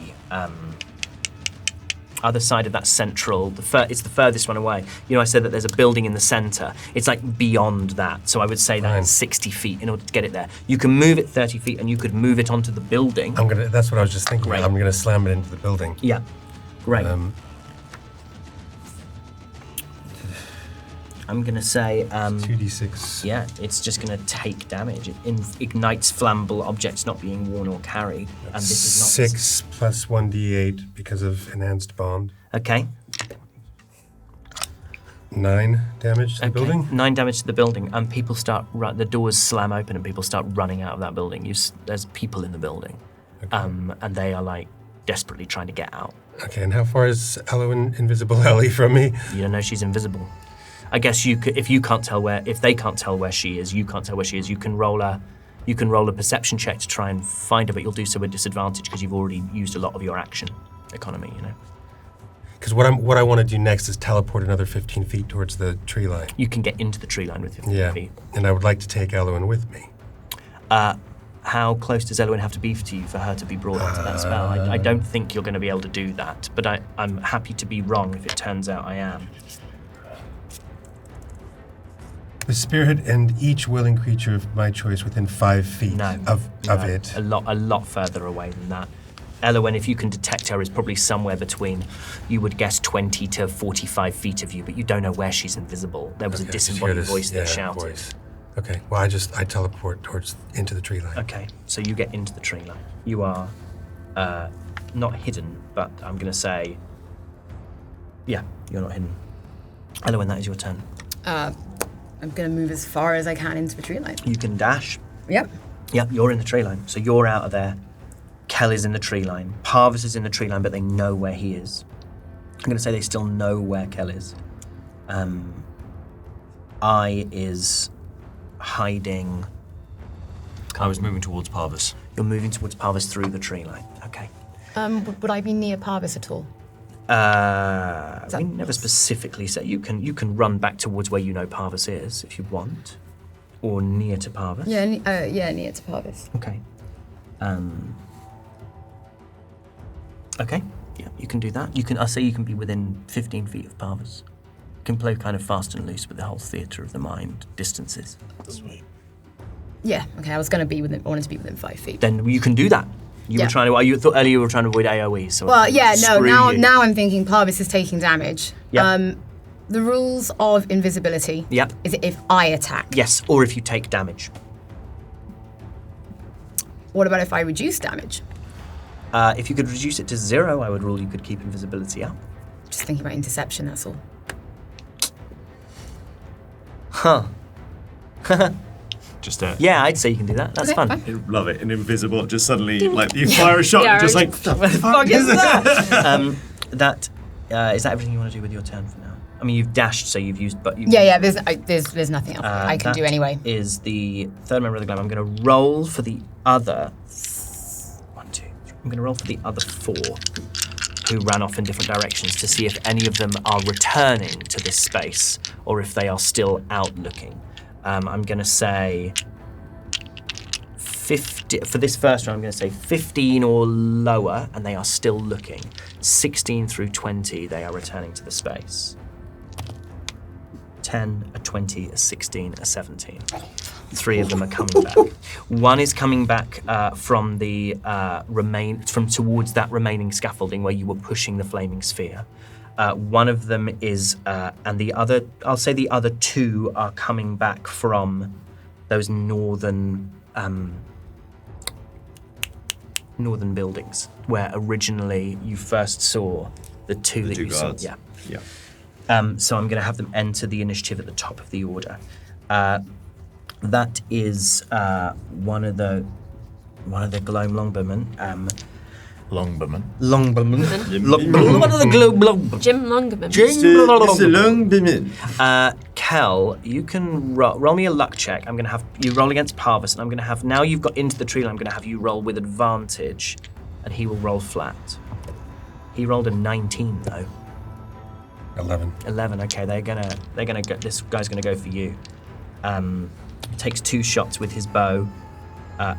21 and a 12. So I'm guessing 1 hit. 1 hit. 9 piercing damage, and then the caster is gonna have one more go at you. You know. Roll me a wisdom saving throw. 27. Passes again. That is the top of... Can we technically the Argo? Yeah. I don't know how this works. You're Why? going to have to trust me a little bit. Oh my god. We are not going fast enough. So, I would like you to roll a wisdom saving throw. What are you doing? And you have to... What? You got to fail it. You can choose to fail. Could you choose to fail a wisdom saving throw? I think a character with an ally can choose to fail a throw. Are we allies? It's up to you. It's genuinely up to you. If you want more information, I think it's fair to ask for it. Is it going to get us back there faster? Yep. Is it going to hurt? I don't know. Yeah, okay. Love it. I cast polymorph on you, and I turn you into a horse. I fucking love this so much. Have you ever ridden a horse in your life? Nope. I love it! I love it! You can describe what type of horse you look like. Beautiful horse. Beautiful white flowing mane. I'm like, damn, good ass. You're going to have to be really gentle. Radiant jumps on, I grab your mate. I'm sorry. And they have a movement speed of 60 feet. So they can become 120 feet. It's a dash action. Yeah. Amazing.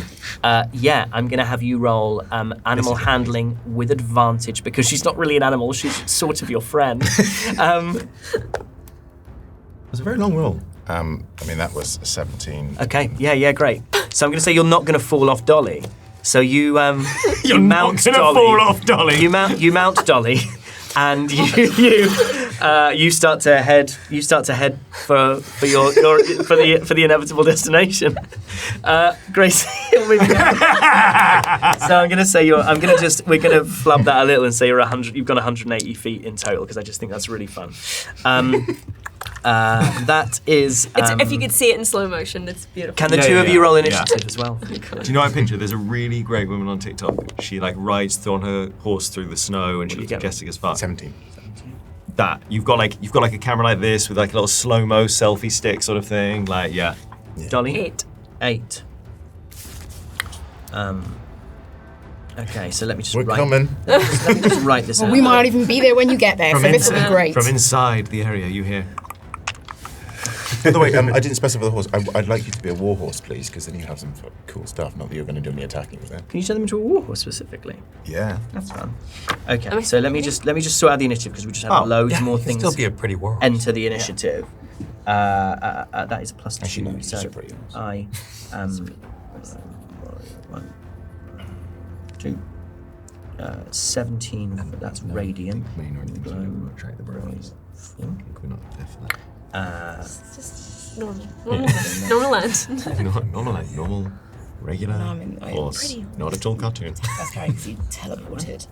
Yeah. How close to me were you before? It's like 30, 25 feet, 30 feet away from you. I'm in the tree line now. You were. Yeah. I'm with Parvis. You're with Parvis. Okay. So that is. There's quite a lot to keep track of here. Suddenly.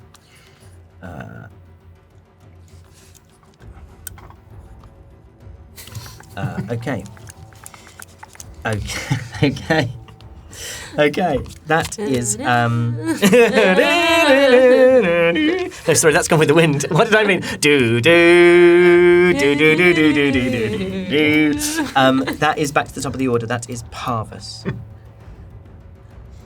Parvis is going to. What does Parvis do? Does Parvis run? Please run, Parvis. You whisper that. Okay, Parvis will run. Parvis dashes back. Is going to take. Actually, Parvis is just going to go 30 feet deeper into the tree line and is going to try and hide, which is it's only a 13, but that beats the passive perception. I'm going to briefly have the Gloam leader who. Oh, actually, they were targeting you, so they're not even looking at him. So yeah, Parvis kind of hides himself in the tree line. That is Ai's turn. You're making your way through the tree line towards them. So there's 4 big scaffolding mushrooms. 2 of them have burned down. 1 is burning now. So one of them will burn down at the end. Oh, you didn't remind me about that. Oh, yeah. Your turn. Roll me 2d10 as it collapses. Roll me a luck check, which is a D20, no modifier. 17. 17, it collapses into the somnium, and roll me 2d10. 10. Oh, yeah. One of these, maybe it was a worse mushroom, but this like frazzles, this kind of, it emits this great kind of plume of smoke all of a sudden and then just burns. And it doesn't collapse, but it's, you can see immediately that the damage and the way in which the flame has taken to it, it is unsalvageable. Is anyone still, everyone's around the edge, right? No one's in the center anymore. Cool. So you've got one that's very on fire, 2 collapsed scaffoldings, another somnium mushroom that is smouldering and kicking out loads of smoke. The flaming sphere didn't get to that when it got to the house. It was my one that I hit the scaffolding, and you said next time round. No, so the first scaffolding, so you hit a scaffold initially. Yeah. Then you hit a second one. Yeah. And I said about that one, remind me at the end of the next turn because it will burn down. We didn't. I'm now doing it. I'm just retconning it. Yeah. Then there's a third that was hit by an eye, which will collapse at the end of this round that we're currently in. Gotcha. And your flaming sphere is still positioned on top of that building from which people are fleeing, and it is now 30 feet away from that last, as yet unharmed scaffolding when we get to your turn in the initiative and you can move. Gotcha. Okay. Well done. So we have that's one untouched. One untouched one. I is looking around going, we've started, we might as well finish. And I would like to... In his the first time he uses his real voice. Yeah. to himself in this moment. Also, by the way, can I say, I is fucking loving this moment. Because right now, it is dark, there is chaos going on. I is just like slipping through the shadows, just setting things on fire. And he's just like, this is my idea of a nice day. This is great. Very nice day. This whole thing is like, it's kind of becoming like a scene out of hell. There's buildings on fire, things are collapsing, people are screaming and running to and fro. These mushrooms are starting to kind of wither. The flames start to lick at the base of the canopy. The birds screech and shriek and flee out into the night sky. It's your turn. So I fire off a firebolt at the remaining scaffold. Yep. That is a 15. Hits. And then that is 15 damage. Yep. Oh, it's gone. It's gone. Yeah, that's gone. Do I have any luck check to see if it absolutely burns you do, it all sweetie. down? 8. An 8. Okay. It collapses on itself, sort of collapses back into the center of the camp. Kind of almost collapses onto Kel's flaming sphere, but it's about 20 feet short. It's about 10 feet short because it's about 20 feet scaffoldings, and we're about 30 feet from the building. Okay. Roll me. So okay, the building... just hang on. Let me think about something for a sec. I said there are people going hither and yon. I'm going to roll a luck check. If you roll high, none of these workers are caught under this scaffold as it falls. Okay. Oh god. In the tower. Oh, In no. the tower. So I'm going to say 10 or higher and everyone's okay. Okay. 11. Wow. So as these The things tire can be collapse- benevolent sometimes. Yeah. It gives and it takes. Well, it actually just takes away. This thing collapses quicker than even you would have realised. You've targeted one of the base strats, the kind of one of the 4 verticals that's holding it up, and so it tilts back into the centre of the camp. People are scattering, and you see another figure, all wrapped up against this plumes of black and orange and purple smoke, pulls someone out of the way, and it slams down in front of them. They jump over. They all seem to be heading west. Is where they're all going. They're going out of the road, the track that leads out the west of this camp. So these people were coming from... So the house that I went and barged the door down is the one that Kel hit, and they all went... No. A A different one. So without showing you the map, it's quite tricky, and so that doesn't really work on... Can I look over and see, are people running from... the house that I like, or they that storage bit with all the shelves. where there were 4 people in there. roll me a perception with disadvantage because technically you've taken your turn. 12. 12, yes. They are also running out. These 4 people who you saw are running out and trying to head down that track. I would like to run over there, and I say, You needs to leave. Yes. And they're booking it. They're trying to get out. yeah. And then I want to use the rest of my movement to head over close to where the leader is. Okay, that would require you going back round that cluster or going near the building that's on fire. So building in the centre that's on fire, there's a cluster between that and the tree line. You were tracing your way along that tree line. Does that make sense to you? Do you want me to show you a map? I feel like I need to see a map. Sure. So I would like to use the rest of my movement to position myself kind of central within this Whole enclosure, camp. Yeah. this whole camp, and I would like to hide, which is a 21. Got it. These warriors that they've seen Kel go into the trees. I think they might just run after you, man. I think they're just going to run after you. I'm going to have them roll perception checks with disadvantages. The 2 of them run into the tree line. So they can get there in 30 feet, but they don't know exactly where you are. So the first one, perception with disadvantage. Oh my life! That was a nat 20 that became a 9. And the other one is a 19 that became a 9. Neither of them, but they are both now in the tree line. You can see them you can hear them clattering through after you. But there's nothing for them to attack because they don't know where you are. That is Radian's turn. Just real quick, I just want to highlight, that time when I rolled, that was the first time we came unbelievably close to a nat 1 on the stealth check. Did you get 2? No, it was a 7, and it took a moment where it went, as it was rolling, it went 1 and onto the 7. We're so close to disaster. Radiant, speaking of which. Well, I'm just majestically riding as fast as possible. Yeah. It's I'm having a nice time. Radiant First time, Radiant takes he's a full actually action to really flick his hair. enjoying. I'm really enjoying that. I've never ridden a horse before, but I was like, you're a nice horse. Patronize me. That all we can do is just keep on riding as fast as possible. So I would love to move faster, but I can't move faster with. No. So yeah, I just used my full action to tell Dolly she is a nice horse. You Can't can. speak and probably more. You can't speak. You can't do anything. Yeah. Roll me an insight check. 13. She'd never let you down. Dolly's fucking great. Yeah. Dolly's great. What was all that nonsense about? Dolly's Yeah. great. She's Yeah. an amazing horse. This is becoming an insanely bizarre bonding exercise. You realise that Dolly as a horse is the most you've ever trusted Dolly. Yeah. That is these new warriors.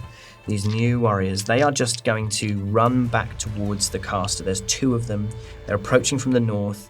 Elwyn is somewhere in the tree line. They'll roll some perception checks to see if they can spot anybody. They roll a 3 and a 6. They just don't know what's going on. They're so confused. It's so confusing being gloom. Everything's on fire. It's not that easy being gloom. And they're just going to run back to the centre where the caster is. So you see them approaching. They're not there yet. They'll get there at the end of the next round. The caster and the 3 and the other 2. That is Kelness's turn. You've seen these 2. So in fact, those warriors who were there have gone. So the caster and 1 gloam warrior are still in that central space where they had the conversation with Radiant and Dolly. The other 2 gloam warriors have run into the undergrowth looking for Cal, didn't spot him. You see them come into the undergrowth. I will say, unless you choose to hide, they will be able to see you on your next turn. Yeah. Okay. As a bonus action, Yeah.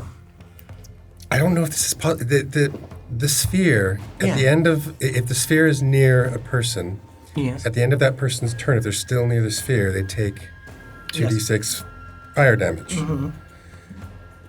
The building that it's currently embedded in isn't a person. No. So Yeah, that could it take 2d6 fire damage before I do anything with it? Yeah, totally. I'm very happy for that to happen. Okay, so that's 6 fire damage to the building. Okay. And then I'm going to move it. Okay. And I'm going to slam it into the cult leader. Are they close enough to do this? They are not. What is close enough to do that to? Bonus action 30 feet. Yeah, go on, boy. Yeah? Yeah. Whack. Okay, saving throw against the creature's damage, so it makes a dexterity saving throw. A 6 becomes an 8. I don't think that's going to pass, is it? Nope. Sorry, I'm trying to find it again. Where'd you go?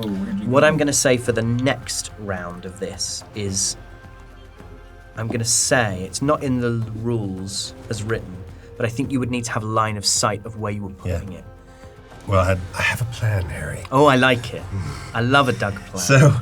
So the cult leader takes... Oh, I forgot about the enhanced bond with the building. Roll another d6 plus 3 for the building. Well, I rolled that already, but I didn't roll the enhanced bond. Sorry, d8 plus 3 then for the building. Plus 3. I think it's just a d8. Yeah, sorry, so it's 7 additional damage to the building. And then it slams into the cult leader, and it does 2d6 plus d8 enhanced bond. 5, 6, 7, 8 damage to the cult leader. Okay. And then she's not into this at all. This is not fun. This is not hot for her. And then I drop the flaming sphere. No, I leave it. No, I drop it. Yeah. And as my action, I cast Pass Without Trace on myself. Sick. And then, I did. Is it automatic? I can't remember. Yeah. It just happens. You just have a plus 10 to your stealth. You can't hide on this round. No, but I can still move.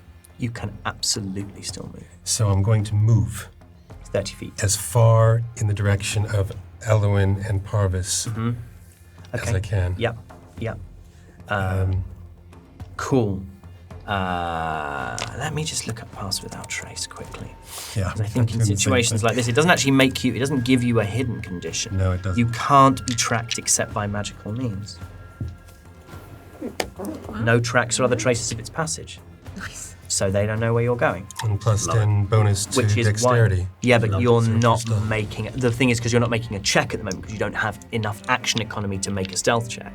Even though you just start running through the underground, and they can't figure out where the hell you've gone. Cool. That's cool. It's pretty much invisible, and it's amazing. Okay. That is Elowyn's turn. Where am I compared to where Radian and Dolly came in by? You are, if they came in at 5 o'clock, you are at 4 o'clock. I want to go round to 5 o'clock, and I want to be coming, I guess back down that path. they were Okay, coming on. sure. And are you stealthing? Yes. Okay, roll me a stealth check. I'm going to use second wind on that, actually. Cool. Which is a d10. Oh, that's so much better. That is, so that would be 17 plus 6. 23. Yeah, thank you. Yeah. Nice. That's just, I'm just heading down that path. Very nice. Dolly's turn. 300 feet you've made it now. You are 180, you are 200 feet still. Is it nice though? I'm a nice rider. Roll me an insight check. Oh no, she missed a massive tray. Put it in the dice cuck. Put it in again. Put it in the dice cuck and roll it again. And roll a different one, so that one has to watch. Yeah. Ooh, that's 17. Okay. I think. Oh, Radian. He's a surprisingly good ride. Oh, actually, it's Whoa. Easy. Say it down the barrel. Yeah. He's a surprisingly normal. He's not trying anything weird. He's not doing anything that weird. And actually, this might be the least you've best struggled interaction. with. Yeah, probably the best interaction you've ever had. Weird symbiosis happening. Yeah, you're both kind of going, they're all right in a while. Call on the deck of many friends. These other two Gloam warriors I'm rolling so unbelievable. I've rolled a nat 1 and an 8 on perception. It's the leader's turn, and the leader just Lydia doesn't know where any of you are. She keeps getting hit by fire spheres. Everything's on fire. Like, this has gone so badly for her. She was about to clock off for this. How many seconds has it been? This has been like 24 seconds. Let's say this is entirely her fault. Like, Yeah. we were coming We're in being nice. very nice. She blows a whistle, and you hear her shout, "Back to Haven! Back to Haven!" And she starts to run towards the western path, as do the rest of her gang. Anyone want to stop him? I don't want to stop them, but I want to at least follow. Are they disengaging? They're disengaging and they're running. This is like, they don't even know who they're meant to be fighting. They can't see you. How far? How far away from me are they? Is the leader at the moment? 30 feet from you. Only 30 feet. I can make it 300. I mean, I'm just like. So you were trying to get round towards Parvus, which is taking you closer towards that area through which Radian and Dolly entered. Yes. I've been calling that area where you first met them roughly 30 feet from that entrance, so that seems fair to me that the tree line is relatively routinely 30 feet from that area if you're in that little area. I'm with you. Yeah, Kel suddenly, there's a bit of illumination from the fire, and Kel thought this person was much taller and further away, and realizes, oh, you're actually much smaller and And you're closer to me. Right, okay. Yeah, I mean, they are just going to command they just start running. So they are just going to run away from the sphere around the top of that building. I would like to cast invisibility upon myself, and I would like to follow. Okay. Which means the invisibility drops on you. I mean, you're out of the way and everything, but invisibility drops from Aoife. The casters, they're running. I mean, if you want to do something, you've got to do it now, because they're running. Yep, I cast Call Lightning on the leader. Okay. I don't think that. Wait a minute. Pass without trace. Is that? It gives you a +10 to stealth, and you can't be But is tracked. it- But it doesn't mean they can't know where you are. It's not It's a invisibility. concentration spell, so So no, you I lose can't. I don't pass want. without Don't want to trace. do that then. Okay. I just continue towards Eloin and Parvis. Okay. I'm going to say, essentially, you meet up with each other. You gather in the tree line. You start to head back, where you meet a truly glorious white warhorse with Radiant bareback on the. And for the first time in a very long time, you see his hood down and his beautiful white locks. Yeah, his white locks, his golden skin Glistening. glimmering in the moonlight. Like a Mills and Boone. Roll me bit of sweat. roll me There's a performance little- with advantage. A soft mist of sweat around. A natural 20. He looks absolutely fucking incredible. Like all enmity, all frustration aside, he looks like a hero from a bygone age. You hear like you look and you see that Parvus. Parvus has communed with the actual gods, and Parvus seems as humbled by this as he has anything. You see Radiant kind of pull up like that and then just hop down. His hair tousled, pats the horse. Good girl. And then Parvus looks around and says, "Where is I?" Where is Dolly? And that's what we'll end up saying. Oh, so was it just before we end, somewhere off where I is at the exact moment this happens, he doesn't know why, but he gets goosebumps on the back of his neck. That is it. Thank you so much, everybody, for joining us for episode 28 of our adventures in the world of Reliquium. We're going to go and chat about all of this.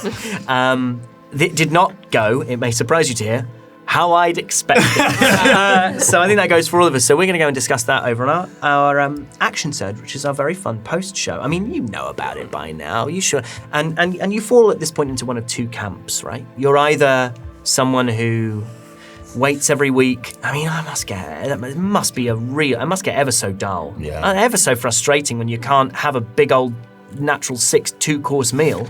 Or there's those of you who are hungry. supporting us on Patreon, who are able to get access to Action Surge now, right now. If you want to be part of that gang, head over to patreon.com/natural6 and you can get the Action Surge right now. But if, for whatever reason, you'd rather wait a week, hey, listen, we don't want to yuck anyone's yum. We're very grateful to you for joining us. Do please, as we occasionally call out for, give us a review or a like or a comment or a share on whatever podcast or YouTube, wherever you're consuming this delicious yum treat, because it really helps us grow and it makes us feel good about ourselves. It makes us all feel like Radian riding Dolly bareback through the forest. Oh man, that's got me all tingly now. Jesus. We'll see you next time for more adventures in the world of Reliquie.